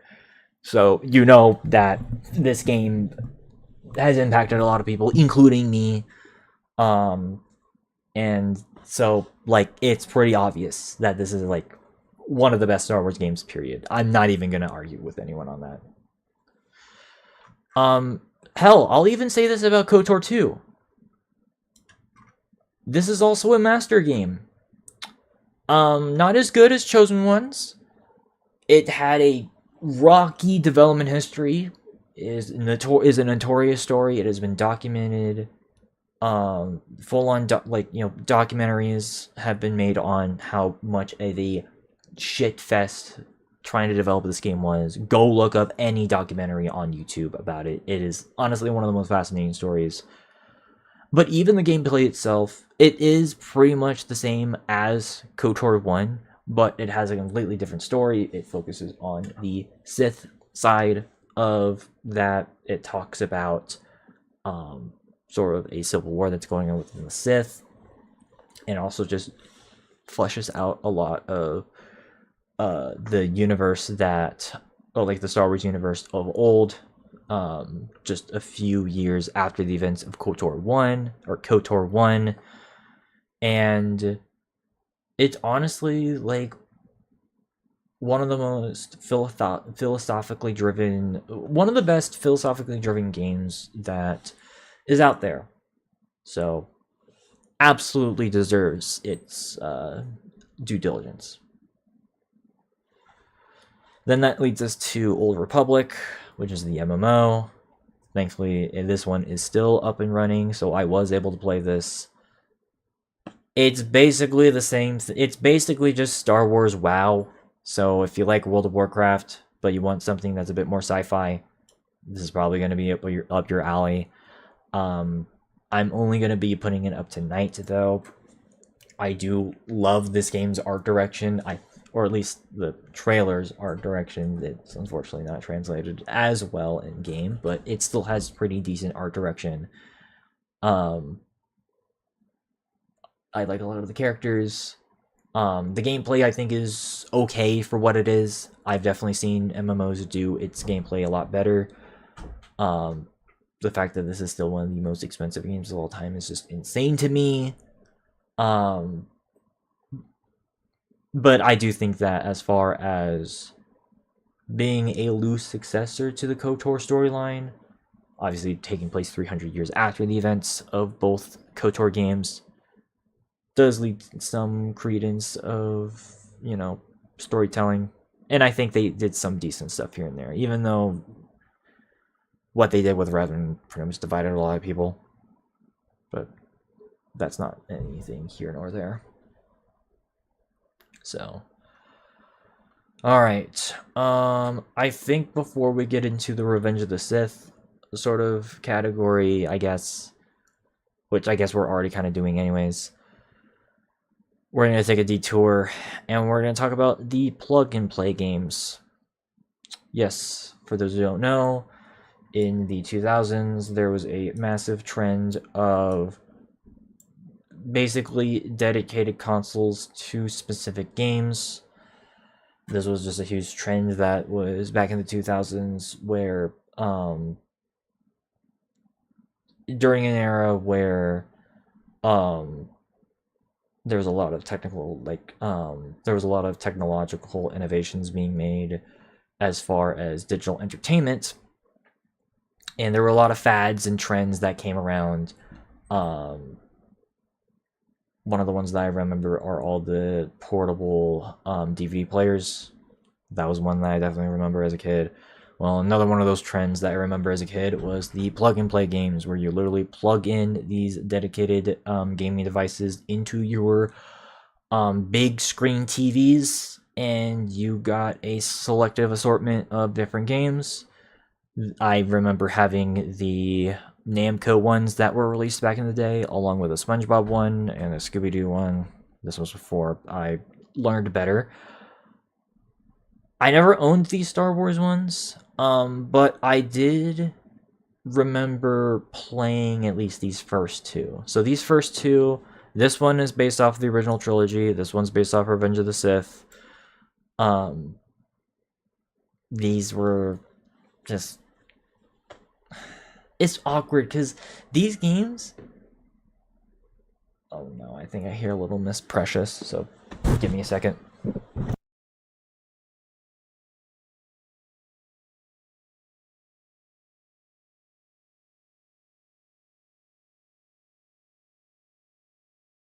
Little Miss Precious wants to be on the stream. I mean, at least you're. Oh, I don't know. You and Mr. Grumpy Pants. I swear. I swear.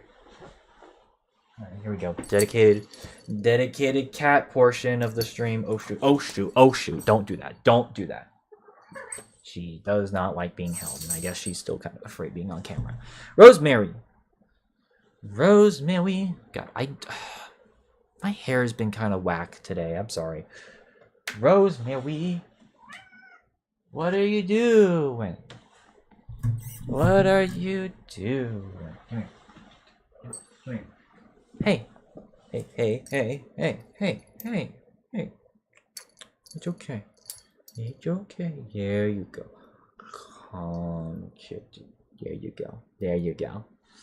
Look. Hey, yeah. Look at the camera. Say hi. Hi. Oh my goodness. Okay, I don't trust you because. Okay, don't do that. She almost. Fuck, she almost cut my throat. That actually is bad. Don't do that, please. Yeah, we need to put her claw caps back on. Okay, I think I'm good. That was just really weird. Anyways, so okay, but anyways, yes. So I did play these.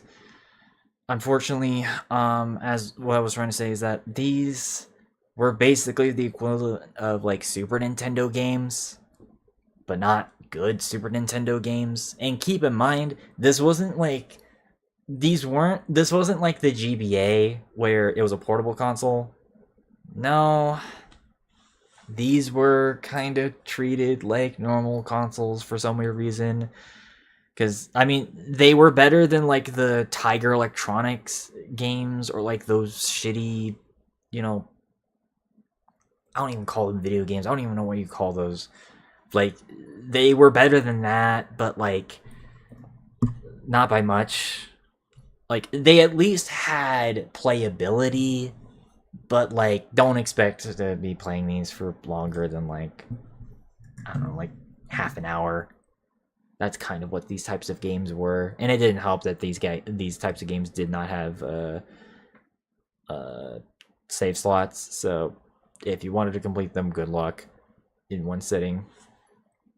But yeah, I'm just gonna put these in like D tier. These are just more so a collection of like portions of games rather than fully fledged games. They're not terrible, but like, yeah. That said, these other plug-and-play games I have not played. These are the peripheral ones. So I have not played these. That said, yeah, they made one based off the Clone Wars back in 2009. Think about that.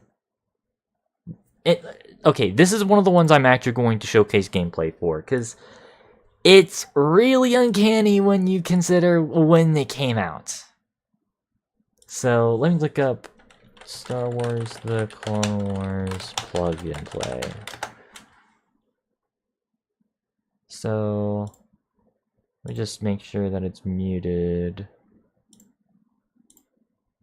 Okay, yeah, like this is what the game was. Like look at that. Like it's sprite based. I mean, if this was like 1995 or 96, this would have been massively impressive. But this was 2009. Again, those aren't 3D models. Those are sprites that you see on screen.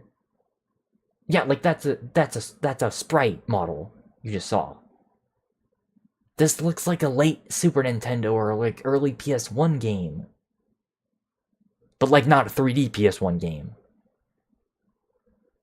And this was 2009. Think about that. That's the same year that brought us Uncharted 2, Modern Warfare 2, Assassin's Creed 2. Fucking what else? Dragon Age Origins? Like think about that. Again, I've not played this myself. This might be like the best fucking video game of all time for all I know. But just the fact that like this was even made that late in the 2000s. It's just weird, man. It's just fucking weird. But I digress. So, but now let's actually move on to, Oh, wait! Oh! Oh! Oh! I just realized we don't have to talk about Revenge of the Sith yet, because... Actually, no. Actually, let me rephrase that. Let's talk about the Revenge of the Sith games, or at least somewhat related games first. So, we've got ourselves the tie-in game movie game, and then we've got ourselves Republic Commando. So this was the last game that was explicitly just kind of a normal sort of, direct movie license game. At least as far as Star Wars is concerned. Yes, there is obviously Lego Star Wars The Force Awakens, but I don't count that because that is more of a Lego's kind of a weird case. So I don't count those, but this is the last of like strictly movie tied in. That being said though, this one's actually a weird case of it being another one of those that's actually one of the better ones. I'm gonna put it in like a low to midnight. It's actually not that bad. It's not great. It has some problems here and there, but like what this essentially is, it's like it's not exactly Star Wars Devil May Cry, but it's kind of similar to that. So like, I guess that's like the best comparison I can make is that if you wanted like basically Star Wars Devil May Cry, that's what Revenge of the Sith is. Although it's more, it does have more traditional fighting sections as well. So I guess it's more like a combination between both Dynasty Warriors. Oh no, not Dynasty. Whatever. It's like a hack and slash. That's essentially what it is. So yeah, if you like a more slow-paced hack and slash, Revenge of the Sith game is an okay choice. It's a decent choice. And then we got Republic Commando, a game that I've always had mixed feelings about. I think I definitely like the commandos themselves, and I do like the the general shooting and the squad commands in this game. At the same time, though, I kind of wish that A, there was at least one other planet in the game, and B, that you did just a bit more damage against the heavier units, because it can feel like you're shooting bullet sponges in this game. And trust me, I played through this game twice on stream. And also third, the art direction is inconsistent. I like the actual look of the commandos themselves, and I think that the locales look pretty cool. Unfortunately, though, I am not a big fan of why they changed the battle droid design or the Geonosian designs.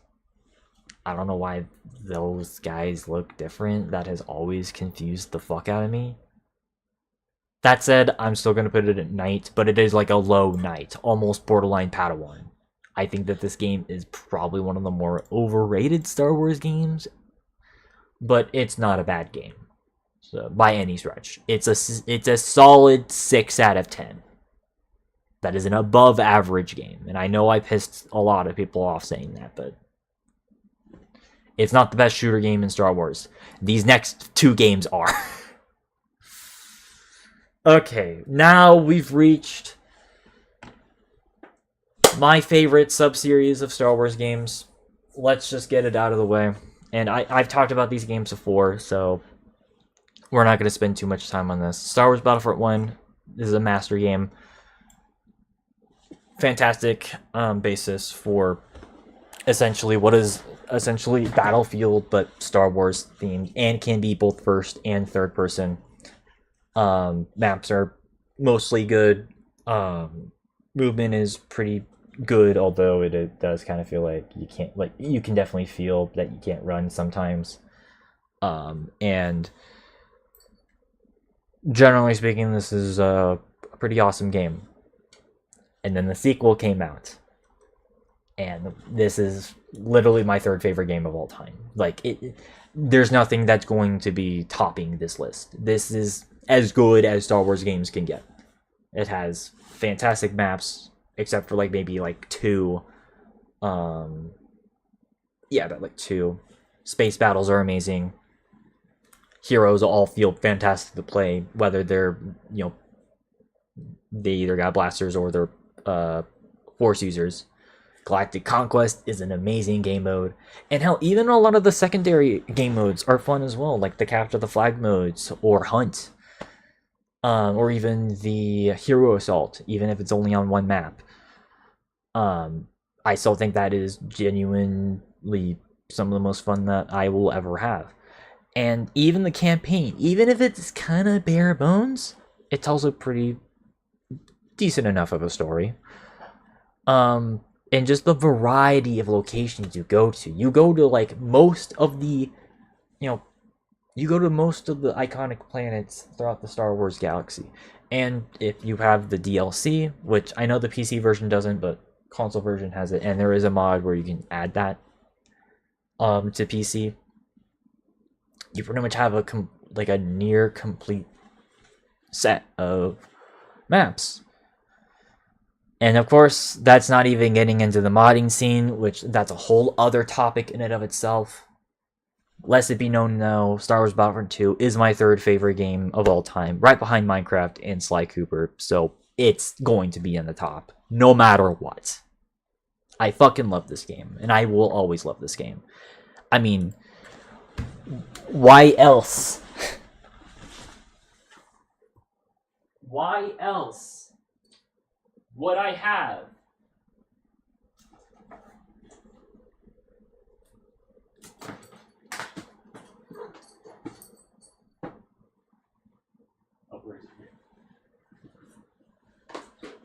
why else would I have 3 separate copies of the game? I call this life insurance. So, I fucking love this game. And you're not going to change my mind on that. No one will. I will admit, though, do not play the PSP version. PSP version's trash. Don't play that version. Which, speaking of the PSP, that then leads us to these games. Renegade and Elite Squadron. So these are lesser known games, but I think they have their merits, or at least Renegade Squadron has its merits. As a matter of fact, I'm actually also going to put this in Master Tier. The unique gimmick of both of these games is that you can actually customize your like the characters that you're playing as. So you can change what weapons that they use and all that fun stuff, mix and match. That's a pretty good, cool gimmick.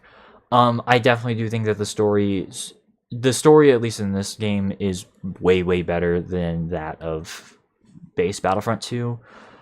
Hell, they even fleshed out Galactic Conquest a little bit by adding in a bit of a credit system, like, expanding upon the credit system. And I think that's pretty cool.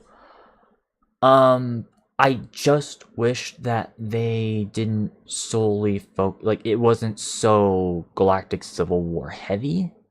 It still has Clone Wars in it, but like only for instant action. Hell, you can't even play Clone Wars in Galactic Conquest. Which, I mean, that's a little bit disappointing. But, like, other than that, maps are decent. They had to make some compromises because they brought back a decent amount of maps from Star Wars Battlefront 2, but they had to downsize them, which fair enough.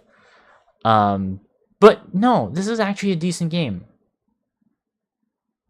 And then, of course, that then brings us to Elite Squadron, which, well, if you guys know anything about the history of the Battlefront sub-series of Star Wars games, you guys know that they were originally going to make Star Wars Battlefront 3, but they unfortunately canceled it. It is another very similar story to KOTOR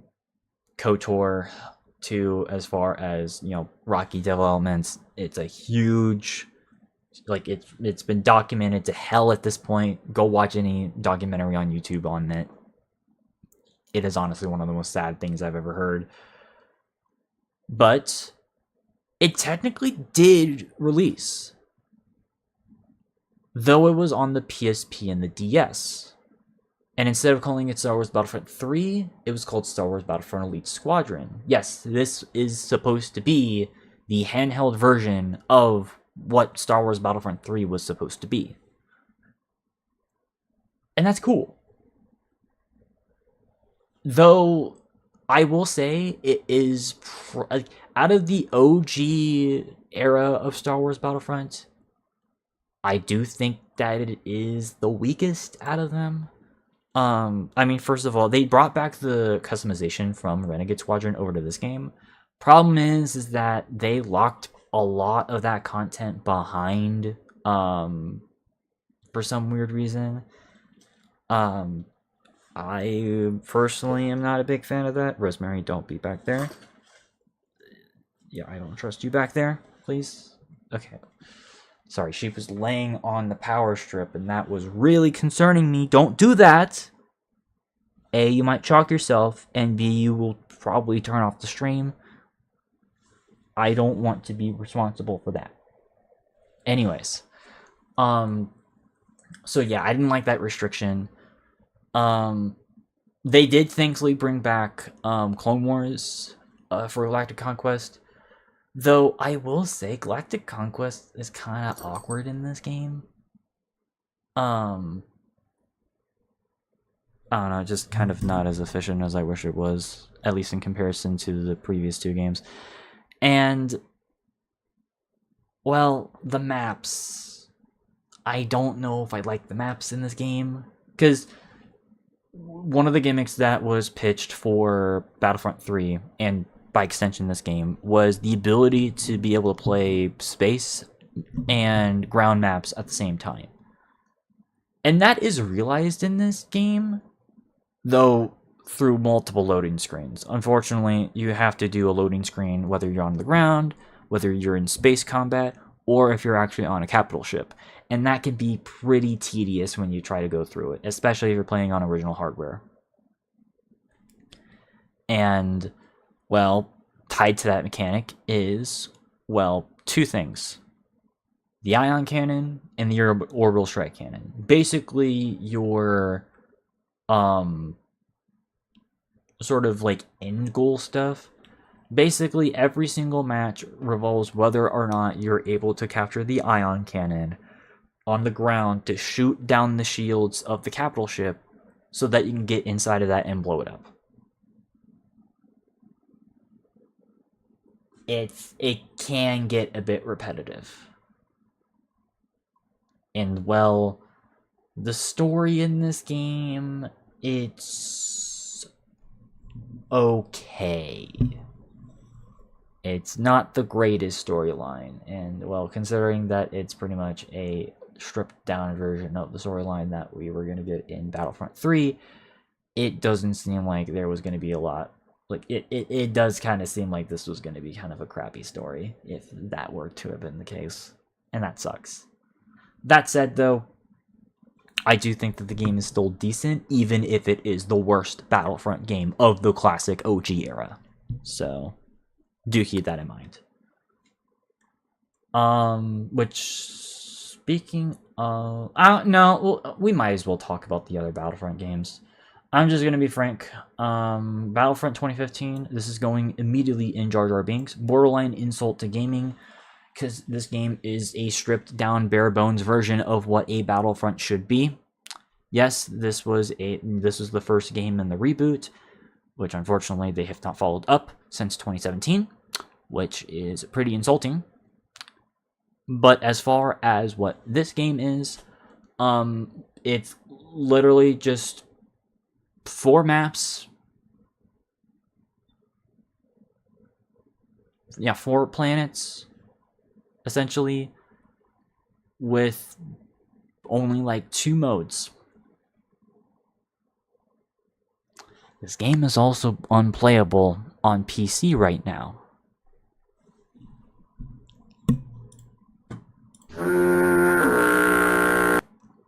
I even remember playing this game when it was still like populated, and even then I was still disappointed. Yeah, there's some light customization here and there, somewhat similar to like the PSP games, but again, it is stripped down to a T. And if I'm gonna be honest, I'd rather just be playing with classes at this point. I don't know, I like being able to have more structured gameplay, and by having different characters, like pretty much everyone being able to choose whatever weapon they want, that leads to a lot of balancing issues, as was the case, because the fucking Han Solo's blaster was the most overpowered thing in the game, and it still is. You will still see to this day people only using the DL-44. It's ridiculous. So unfortunately, it is one of those games that has kind of become cursed over time as far as being able to play it. So it's unfortunately compromised.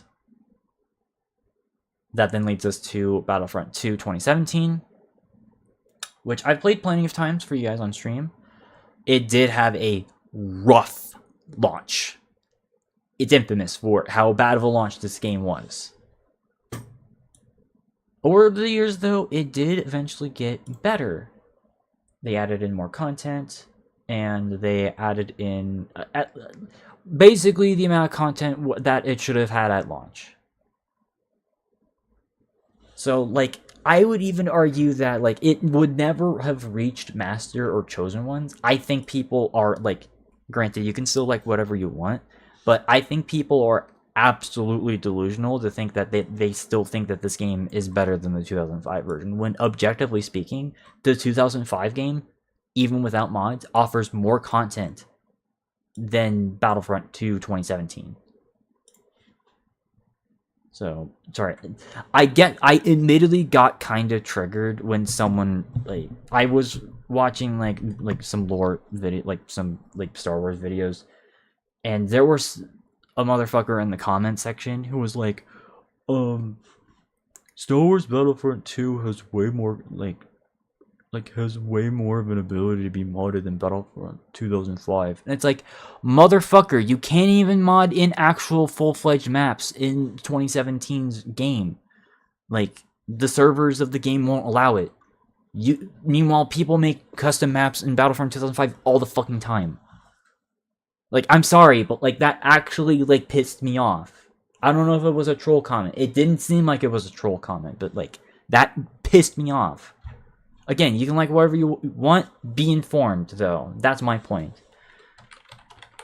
But the reason why I'm taking my time on Battlefront 2 2017 is, well, unfortunately, something that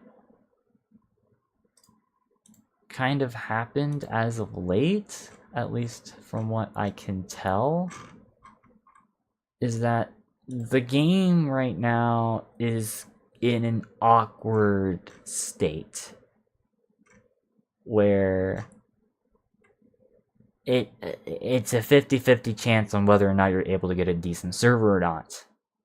Because right now we're kind of in the weird spot of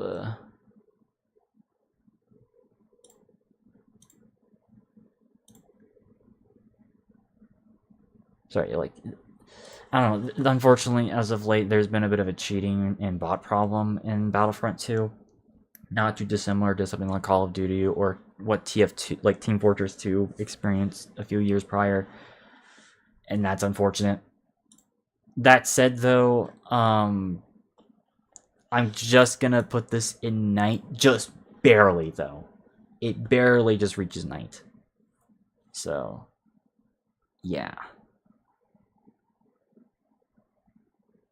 And then last year they released Classic Collection, which was a compilation of the first two Battlefront games. You would think that would have been amazing because I love the OG Battlefront games, obviously. Normally I wouldn't rank compilations because typically compilations are just the same games just with together. But there's a reason why I have this separate. This game is even more unplayable than Battlefront 2017 was on launch.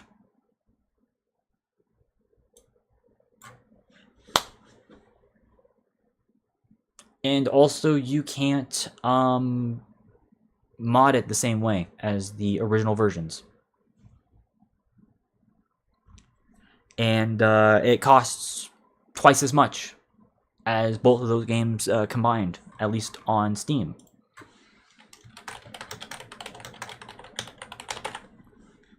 And considering that you can get literally both of the old Battlefront 2 game, like both of the original Battlefront games, for only $5 right now, because they have the Star Wars sale going on right now.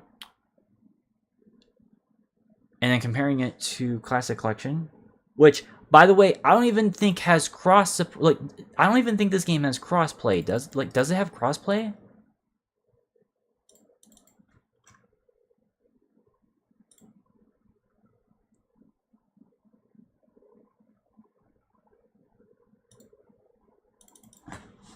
Does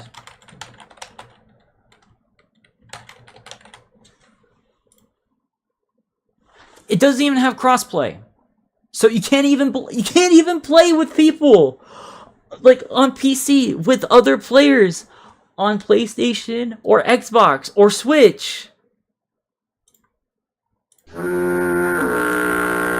You can't even do online play for Galactic Conquest. What the fuck? This was supposed to be an upgrade, not some cash grab bullshit. Well, I mean, it is a cash grab, so yeah, no, fuck this thing. Dude, I was fucking pissed whenever I heard everyone was talking about this game and how awful it was. I was fucking pissed. Because I was afraid that they were gonna GTA Definitive Edition this, where they would have gotten rid of the old version on Steam. God, thank fuck they didn't do that. Because holy shit, that would have been really bad. And thankfully, I gifted all of my friends the older games. Because holy shit, dude, imagine if they would have done that. Oh my god, there would be people who would actually be like outside of Aspire's doors to this day. Thankfully, they kept the old versions up. That would have been a huge problem. So, but unfortunately, though, yeah, this is unfortunately a gimped version of two classic shooter games that you should not buy. Don't play this unless if you have absolutely no other choice. If you don't own an Xbox, like if you don't own an Xbox, any of the Xbox consoles, if you don't own a PlayStation 2, and if you don't own a PC, but you only own like a PlayStation 4 or 5, like that's the only reason why you should, like, that's the only reason why you would want to get like Classic Collection. If you only have PlayStation, like a PlayStation 3, 4, 5, or a Nintendo Switch, which I sincerely doubt a lot of people have. I guarantee you at least someone has like an Xbox or a PC somewhere. So, or a PlayStation 2 even. Don't play Classic Collection. Don't play Classic Collection unless if it's absolutely necessary. It is not worth your money. Like, yeah, even the sale price, it's only it's $26. You can literally get the original versions of those games on Steam for just $5 in total for both of them. There's no point. There's no point. Whatever. Let's move on. Let's talk about Lego. Let's talk about Lego Star Wars. So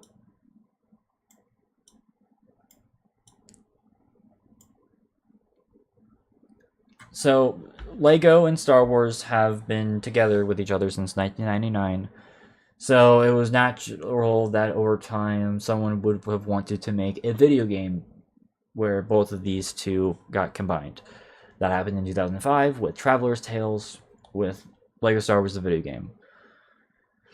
This game right here pretty much changed the game for a lot of, not just Lego games, but even just... Well, yeah, this changed the game in a lot of ways. This was one of the first games that I can think of that got a lot of hype for this weird, like, basically, like, being, like... I don't know, I just remember, like, even as a kid, whenever these games were first coming out, the excitement that a lot of people had for them, because these were full adaptations of the movies. Well, in Lego Star Wars, the original trilogy's case, more so episode 1 and 2, not so much episode 3, because this actually came out 2 months before episode 3 came out. So that kind of led to some awkward level design. And admittedly, because of that, that's why I'm not going to put this higher than a Knight. I think this game is still decent. But, yeah, it can be awkward. At least involving that. So... Lego Star Wars 2, I definitely think is, generally speaking, a much better game. I'm actually going to put this in the master tier. Generally, like, because this is based off the original trilogy, they didn't have that restriction of not knowing exactly what's going to be in the movies themselves. So they pretty much just adapted the most iconic parts of that movie. Actually, we added in a lot, more quality of life improvements. And yeah, this is also the first game that added in customization, which is pretty cool. So yeah. And then, of course, that then leads us to Complete Saga. I did play this actually fairly recently. Again, this is another compilation, so technically this is not really a game. It's more or less just kind of a compilation of different games. But that said, I am still going to put this in Master. I guess, like, it's still a good game. I guess I'm just one of those people who thinks that a lot of people do treat this game a bit too, like, people just have a bit too, high of rose tits and goggles with this game at points. Because like I said, it's literally just both of these two games combined into one cohesive game with some new stuff in there, here and there. And it is still fun. I mean, I've 90% of the game, basically. I just really don't want to do the time trials in the game. But yeah, it's just a decent amount of fun. I can see why people are at least nostalgic for it. That being said, though, Lego Star Wars 3 Clone Wars absolutely slandered. What the fuck are people's problem with this game? This game gets way too much slander online. Yeah, this is one of those games that's up there with like Sly Cooper Thieves in Time, FNAF Security Breach, Assassin's Creed Shadows for me, where this game gets way too much shit. What the fuck is wrong with people? Like, why? What is wrong with this game? What is wrong with Lego Star Wars 3? Hell, here's a bit of a hot take. Here's a bit of a hot take and a red pill for everyone to swallow on this one.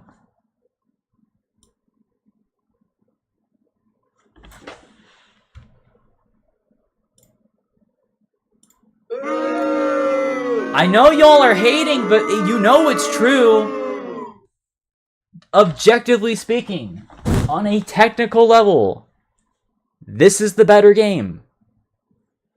It has generally better gameplay, has way more variety of different types of characters you can play as. The battle scenes, the battle mechanics are so good, people. Why do people shit on the battle missions? They're not bad. What the fuck are people smoking? Those are some of the best levels in the entire game. Those are so much fun. And hell, those battles have light RTS mechanics in them, which is probably one of the reasons why I really like those, because I'm someone who's a sucker for RTS games. And even just the vehicle sections. The vehicle sections are hella better than all the ones from the first two Lego Star Wars games. I will not hear out anyone who fucking says that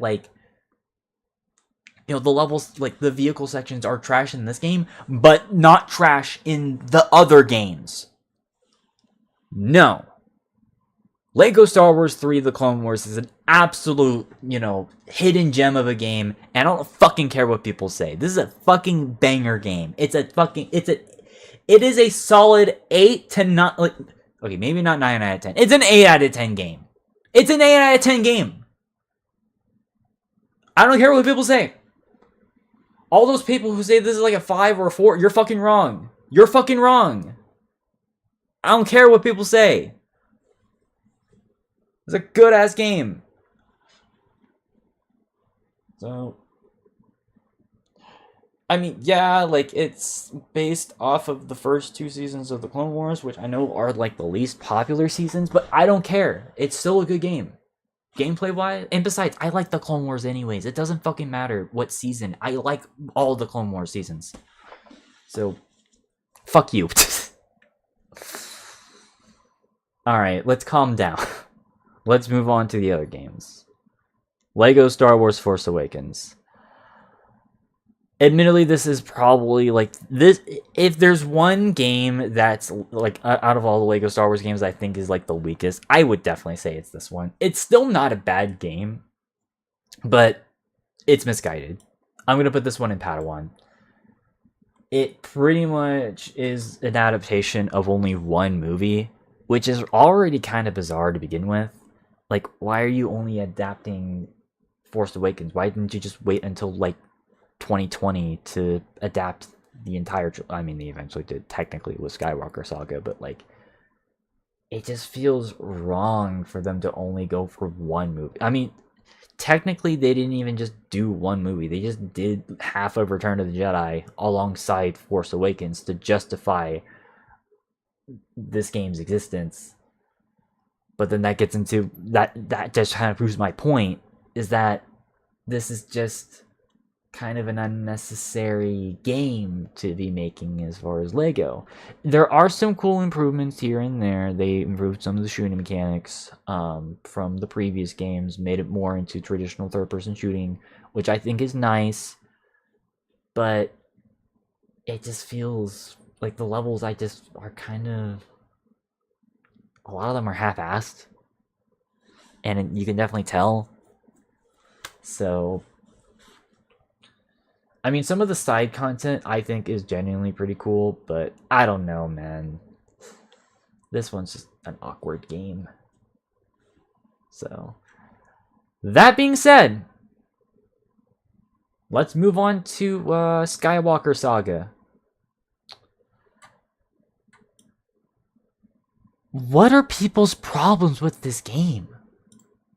Again, I'm seeing, like, this along with Lego Star Wars 3, I've seen so much people throw a lot of shit at this game, especially in like the past year. And that's really bothering me. Again, it's really fucking weird. Cuz this is one of the best games that was released in 2022. Hell, spoiler alert for my Caspian Game Awards 2022, I gave it the best action adventure category. Like, it was the winner of that. So you can probably tell where this is gonna go. I'm gonna put this also above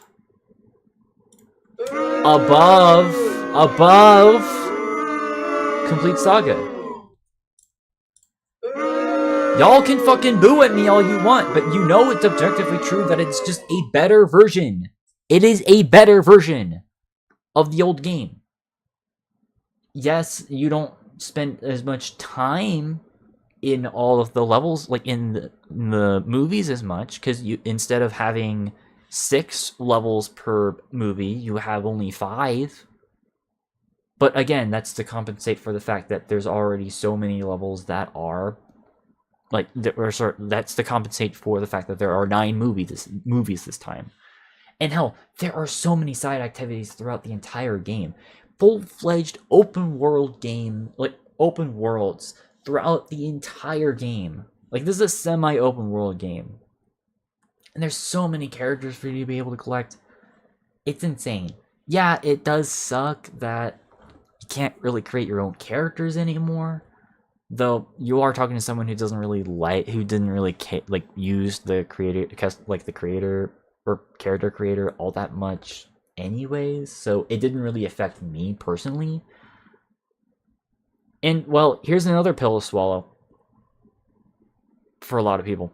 Another red pill. What is up with your guys'... What's up with a lot of people and people shitting on actual voice acting in Lego games? Like, why is that a problem? I mean, if you like the old mumbling, that's fine. Hell, you can turn that on in this game. That's an option. You don't have to fucking hear people talk in this game if you don't want. I personally don't mind. So I don't have that on. I don't know. People have some serious fucking problems, I swear to God. I know this is already going to be, like, because of my takes on both of these, this is not going to be a popular stream, but, like, I'm just saying, people, this is objectively a way better game. Like, it's an improved version of what Complete Saga was. So, not to say that Complete Saga is bad, it's still in the same tier. But, like, again, people put Complete Saga way too high on a pedestal, I feel like. It's not. Hell, I'll even say this. Complete Saga, like, even if we're, like, ignoring the individual, like, you know, Lego Star Wars 1 and 2 and just considering Complete Saga, it's not even in the top 20 games from 2007 for me. Hell, it's not even, it may not even be in the top 30. Same thing with like even if we go individually, for 2000, like for the Lego Star Wars 1 and 2, I mean, yeah, maybe Lego Star Wars 2 for 2006 is up there, but definitely not for Lego Star Wars 1 for 2005.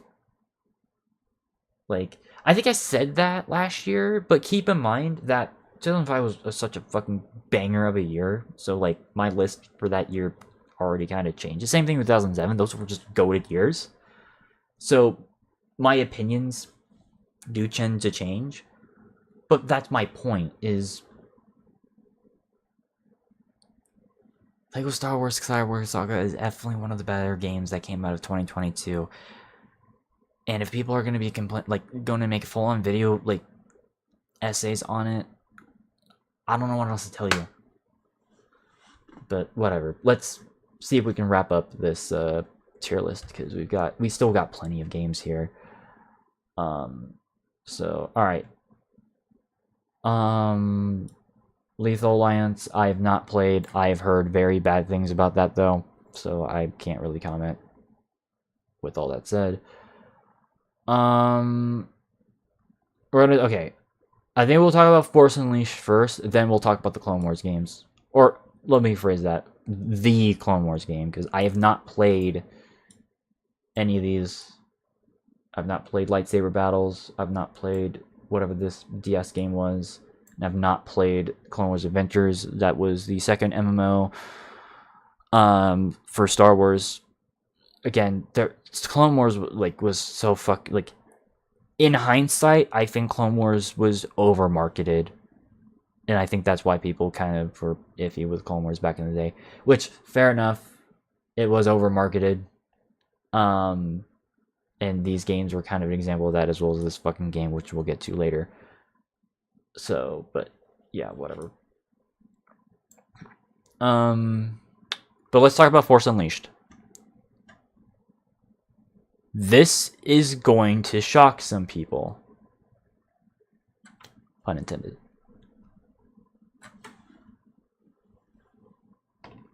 Star Wars The Force Unleashed. I recently replayed both of these. I actually recently replayed both of these. Hell, I even played both the 6th and 7th gen versions of Force Unleashed. Because yes, this game has 2 different versions. I definitely think there's things that are interchangeable between both versions. But either way, this is going to surprise some people.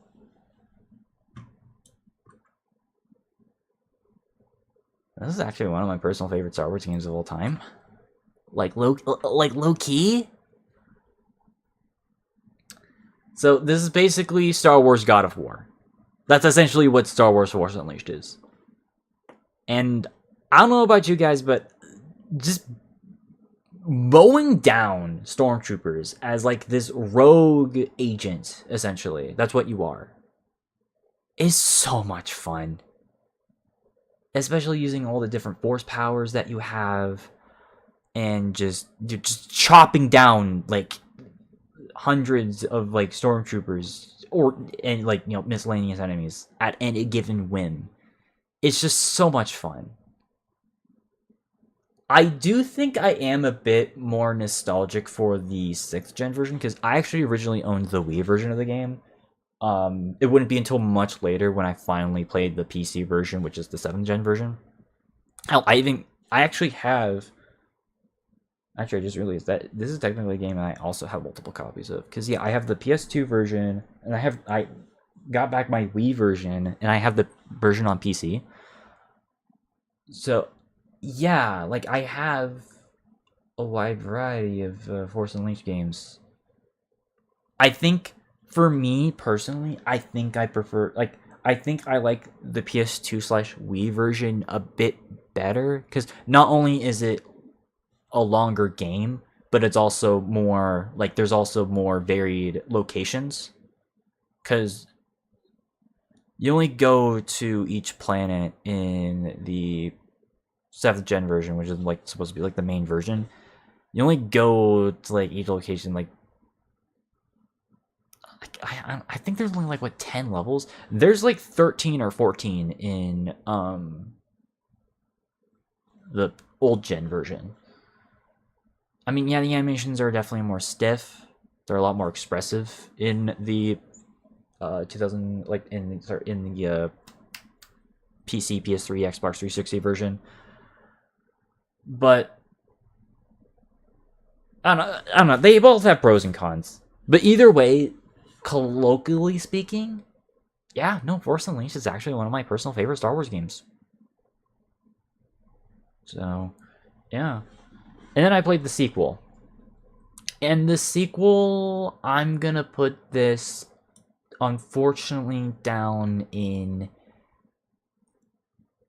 Padawan. I don't think it's nearly as bad as people make it out to be, because I know people who would put it down here.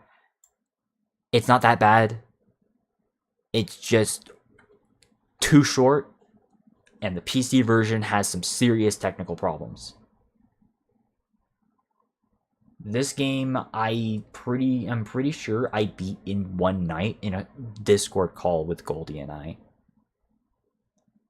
This is like at the tail end of 2022, early 2023, like around there. I like literally beat this game in one like sitting. It is a short game. It is a fun game though. Don't get it twisted. This is easily like still. I'd say like gameplay wise, it's as fun as like the first game. I just wish that there was just more to it though. It's the same problem that Metal Gear Solid 5 Ground Zeroes has, where it's more of a tech demo and more of a prologue than an actual game. And that is my problem with Force Unleashed 2. It is way too short. That, and also, I played the PC version of this game, and like this like it's like the last 30 minutes of the game that I played, it was like the game was starting to break. I don't know what the hell was going on. Like it was doing fine the first like 60% of the way, 60-70% of the way, but like the last like 30% of the way, it was just an awful experience. I have no idea what was going on there. But out of principle, I have to put this in Padawan, unfortunately. And that sucks, because I like the game, but it still, unfortunately, has some massive problems. So, as a matter of fact, this is probably like my highest C tier. So,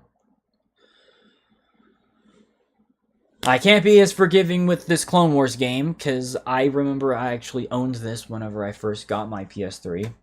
I even remember whenever this game first came out, really wanting it, because again, I was really big into Clone Wars, and I was excited that it actually got a dedicated game. Problem is that this game is, well, not good. It's not good. Jar Jar Binks, it is. I have since gotten rid of it. Wait, did I get rid of it? Yes, I did. Okay. I have since gotten rid of it, but it's rough. It's a weird action-adventure, twin-stick shooter hybrid game. And it's not only, at least in hindsight, it kind of looks rough for a PS3 game. Because I got the PS3 version. I'm pretty sure there was a PS2 version. Wars, Republic Heroes. Yeah, wasn't there a PS2 version? There was. I didn't play that. I played the PC version. Yeah. It was a drag. It was a slog to get through, although it's not really that surprising considering that this was made by the same studio that made the first two Legend of Spyro games. And well, but at the same time though, they made the Force Unleashed on PS2 and Wii, and that's the version I prefer. What the fuck? Huh? Huh? I don't fucking get this. So yeah, again, this was just a weird hybrid between hack and slash and twin stick shooter, but neither of them were particularly all that good gameplay wise. And also the plot is pretty nonsensical, even for early Clone Wars. So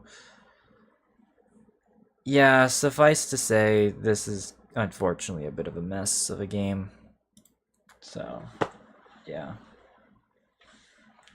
Which, speaking of messes of games, fucking Star Wars Connect.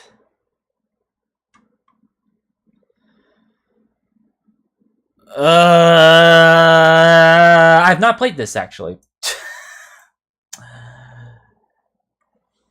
Yeah, I scared you guys there. I actually have not played this because I never owned a Connect, nor did my cousins. That thing still gives me nightmares though. Okay, all jokes, all like, you know, scary Connect jokes aside, I've not played this, but I'm pretty sure you guys know exactly where this would be. This game is a joke. It is one of the most infamous just video games of all time. I'm pretty sure this was the last big. No. That was Old Republic. Old Republic was like the last big Star Wars game to come out before the Disney buyout. But this is just a joke game. Like, don't expect to take this game all that seriously, because nobody did when it came out, and people still don't.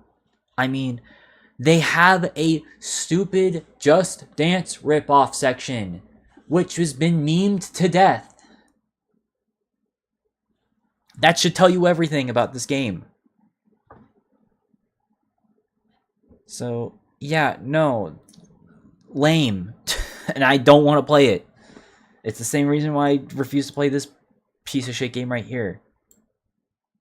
No. Alright, well then that leads us into the modern era of Star Wars games. The Disney era. So, but of course, let's take a bit of a detour from mainline games and let's talk about 2 games here, or 3 games. So first of all, Star Wars Commander. This is basically just Clash of Clans, but Star Wars themed, so you can probably already guess where this is going. Jar Jar tier. You can't even play this game anymore. Yeah, they shut down the game back in 2020, 2021, I believe. But yeah, I played it, and well, it's as trash as it sounds. So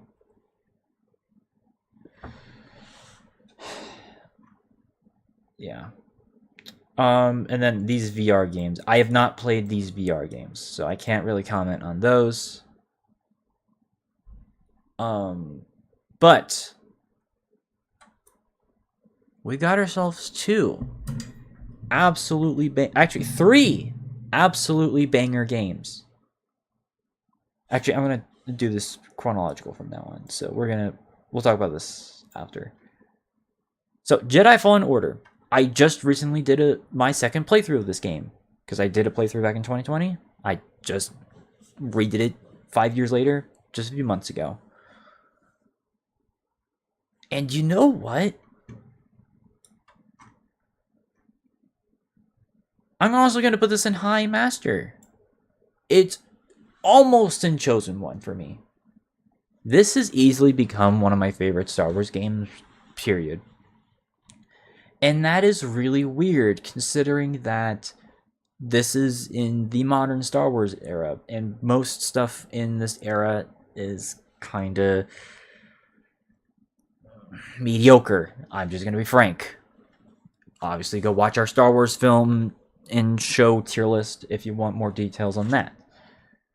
But Jedi Fallen Order basically just being Star Wars Sekiro Light is why I like this game a lot. Because, again, it's basically just a more accessible version of a Souls game.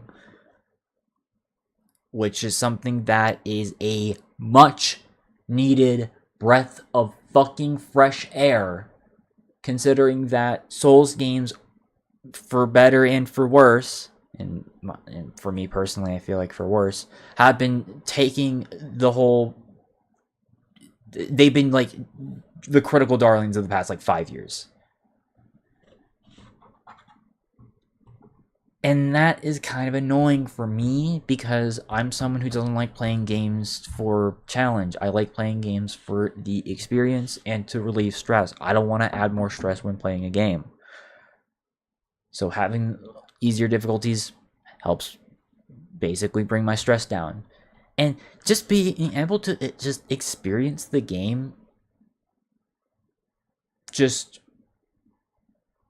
being able to experience the game on a casual level, just taking in the story, and just, again, chopping down whatever stormtrooper I see. Not in like the glorious faction, like a glorious fashion like Force Unleashed, but in a more, I guess, lore appropriate way.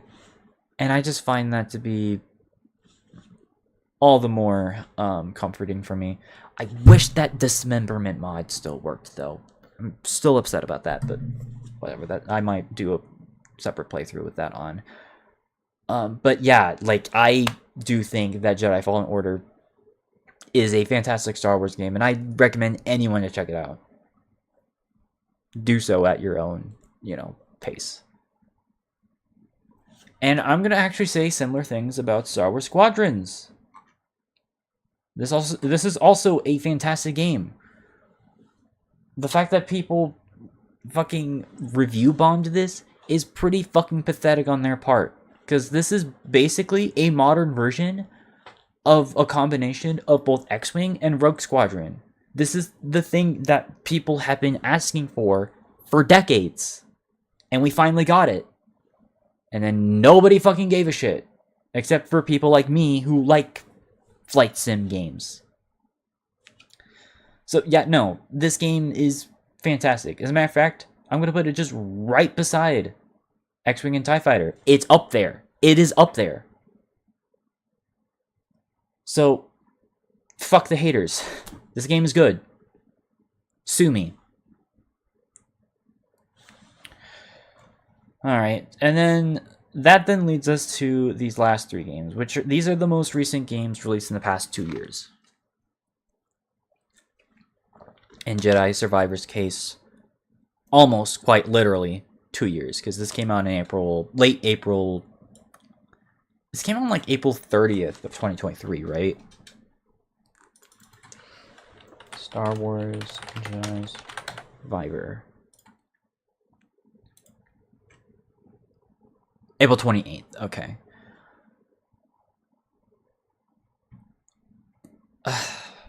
Man, if only modern gaming had the ability to launch games without game-breaking bugs. That is the unfortunate crutch with this game. Because this is a genuinely fantastic game. Arguably as good as Jedi Fallen Order. In some areas, even better. Better animations, better cutscenes, better overall gameplay. Still keeping up the idea of making this a entry-level Souls game. That's awesome. Why you gotta release it in a weird state for PC, though, is my question. Because, yeah, that's unfortunately why I didn't nominate it in our Caspian Game Awards for 2023. Otherwise, this would have been the winner. Easily.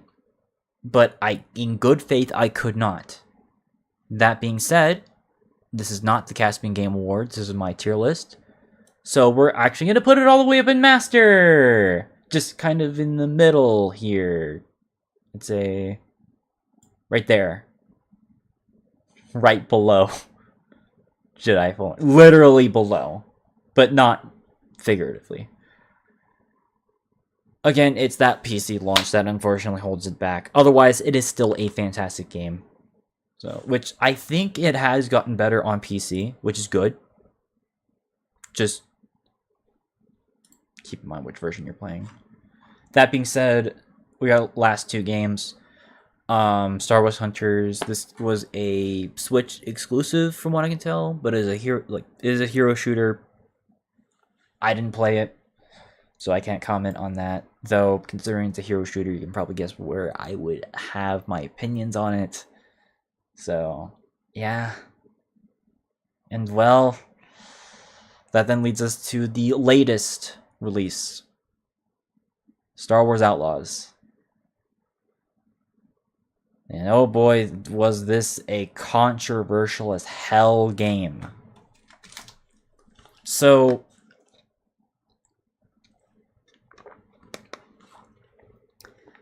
this game is awkward. I don't think it's like a bad game. Let's just get this out of the way here. It is not an insult to gaming. It is not a Jar Jar Binks. Hell, in some aspects, it's not even like in the worst aspects of Padawan. But here's the problem. This game was marketed as being like a shooter action adventure open world game, which is typical because well, Ubisoft made the game, or they published the game. Well, they co-developed it with their studio Massive, who made the Division games. So that's not to be unexpected from Ubisoft. What was unexpected, however, is the fact that this game had stealth mechanics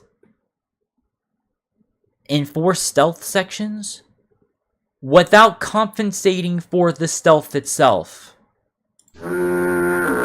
Yeah, that makes sense. Right?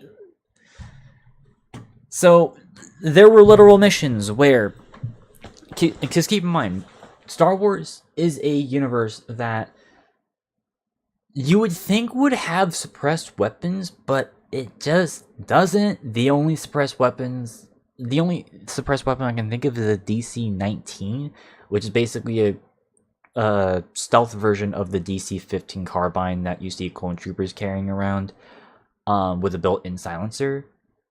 That's the only stealth weapon I can think of that's in the Star Wars universe. Maybe like a stun gun, but like that's it.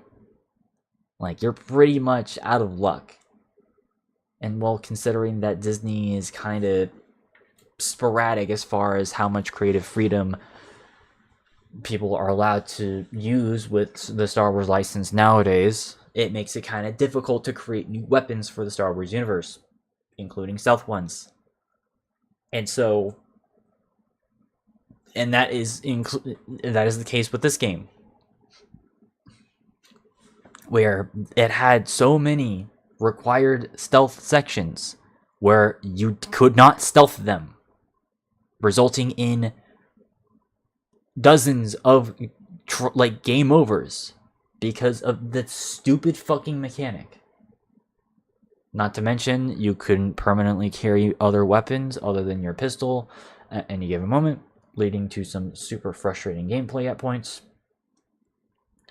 And of course, this is added upon the typical repetition of a lot of Ubisoft open world games anyways. So yeah, granted, I don't think the game is awful looking. That is a part of a stupid online grift that people are doing, and frankly, I've ranted about it before, and I'm gonna be more open about it. Stop fucking falling for right-wing grifters online. All they want to do is take advantage of your outrage and channel it into something else. That's what those types of people do. The game looks fine. Yeah, the characters can look different, but this is fucking Star Wars. There's literal fucking goofy-ass werewolves and devil guys in the fucking first movie, yet nobody complained back then. So, shut the fuck up. Now, as for the game itself, I am going to put it in Padawan. I don't think it's the absolute worst game ever. It's just a mediocre one. I think it's like a 5 out of 10. That's an average game. So, it is not the worst game that Ubisoft released last year. It's not even amongst one of the worst Star Wars games, as you can clearly see on our tier list. But I do think that it is a kind of awkward middle child, like it's kind of in an awkward period, and is unfortunately reflective on a lot of Star Wars media of the past couple of years, or even just past decade, if I'm just going to be frank about myself. So yeah, unfortunately, despite my love for Star Wars games, we ended up dead last on a pretty mediocre game, and that sucks, because I love Star Wars games. You can tell I have so many games, at least a night onwards. So, and again, that pretty much, I think, is something that's like the ultimate thing to take away from tonight, is that Star Wars games as a whole have a pretty decent to good track record compared to other franchises. And I don't know, I think that's pretty much saying a lot. And yeah, there might be the occasional just awful game here and there. You know, Rebel Assault, the Classic Collection, whatever the fuck they were doing with those plug and play games. But overall, there's way more good than bad as far as Star Wars games are concerned. And hell, even the games in Padawan, like, a lot of them, even though like they may be inferior to a lot of the games that are above them, they still have their moments of genuine charm with them, and have at least some pretty creative ideas. So, and that's ultimately what I think I want to like end the stream on, is that, you know, in a weird way, it was actually, like, obviously it was, you know, episode 3, that was, I think that's like the one thing I can distinctly remember. That was like the first thing that initially introduced me and got me into Star Wars as a kid. But it was really video games, I think, that cemented that for me. I mean, just look at how many games I put in Knight and Master. And, I mean, look, the top game, Star Wars Battlefront 2 2005, that's my third favorite game of all time, that I have 3 physical copies of. That is some and Steam even. Like, I got the Steam version as well. Hell, I might even buy the GOG version if I'm very desperate. I don't know I'm going to purchase that, but I'm just saying, like, it's a game that I personally hold a lot of memories for.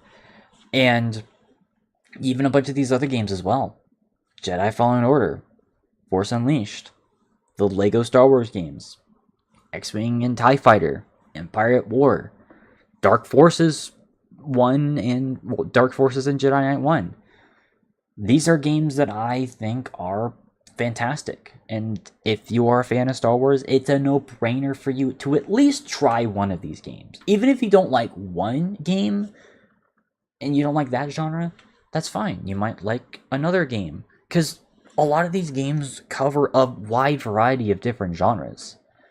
You've got typical action-adventure games, you've got your shooter games, you've got your RTSs, you've got your grand strategy games, you got your flight sims, you've got your Souls-like games, your hack and slash, God of War likes, like, you got your platformers even with like the Super Star Wars games. These are just like, Star Wars have been able to give out a vast variety of genres available for really any type of video gamer, and that, I think, is worth a lot. So yeah, no, in a weird way, yeah, no, Star Wars games, I think, ultimately hold a lot of weight, and just the legacy of them is, I'd argue, as big as the movies. And obviously we can go on to a huge conversation about, you know, the whole Disney canon, because unfortunately most of these games are no longer a part of the Universal Star Wars canon. In recent years, I'm not someone who is one of those weirdos who's going to be dismissive about newer Star Wars and declare it not canon. I see the same thing happen with Sly Cooper Thieves in Time, and that's an extremely toxic mentality. And I see that a lot with like Star Wars as well, especially when it comes to anything made by Disney. Even though I am a massive critic of the sequel trilogy, and I'm a massive critic of a lot of their newer shows, again, shameless plug, other Star Wars tier list, I'm not going to be dismissive of anyone who is a fan of that stuff. And again, there's some stuff of the Disney era that I do like. Rogue One, Andor, the Jedi games. Hell, I even give credit to Mandalorian Season 1 and 2. And hell, the Star Wars Tales of the Jedi and Clone Wars Season 7. There's some good in there. So, I think that's ultimately... I think ultimately, if I were to make Star Wars, I would try to make a personal... basically, for me, I have my personal canon of what is considered to be core Star Wars. For me, personally, it would be the first 6 movies that George Lucas worked on, but also Rogue One, as well as Andor, and pretty much every season of both of the Clone Wars, just trying to justify some of the weird differences that are in the endings of both of those, but I digress. And pretty much all the non-Lego games that are on the top here. So yeah, all these games would be, I guess, yeah, and also none of the non directly movie tie-in games and arcade games. I don't know, Star Wars is complicated, but whatever. But yeah, no, I think that's ultimately what I'm going to say, is that Star Wars is something that can be enjoyed by anyone. Obviously, not everyone likes Star Wars. That is completely fine. But it is the one mainstream franchise that means a lot to me. Because I know I typically like a lot more alternative media, as I've started coining recently. That's something I tend to notice. But Star Wars is the one exception. And I cherish it a lot because it helped impact me as a person. So, I mean, I'm wearing a Revenge of the Sith shirt for a reason. So, it is May the 4th, so there's that. But yeah, that is going to be it for tonight. I hope you guys did enjoy. If you guys did, of course, make sure you guys, if you're on Twitch, hit the follow button and turn on the bell icon. If you're watching this on YouTube, of course, subscribe, bell icon over there as well. While you guys are at it, of course, make sure you guys check out the link tree down below, specifically the Discord, SoundCloud, all that fun stuff. If you guys haven't already on Twitch, I highly recommend you guys also hit the subscribe button to directly support the content. If you can't necessarily do that, that's completely fine. I'm just glad the guys took time to watch this. But regardless of whether, though, make sure you guys share the stream to other people as well, and continue awesome people in the process. But until then, I'll see you guys on the next one. Have a good night. And May the 4th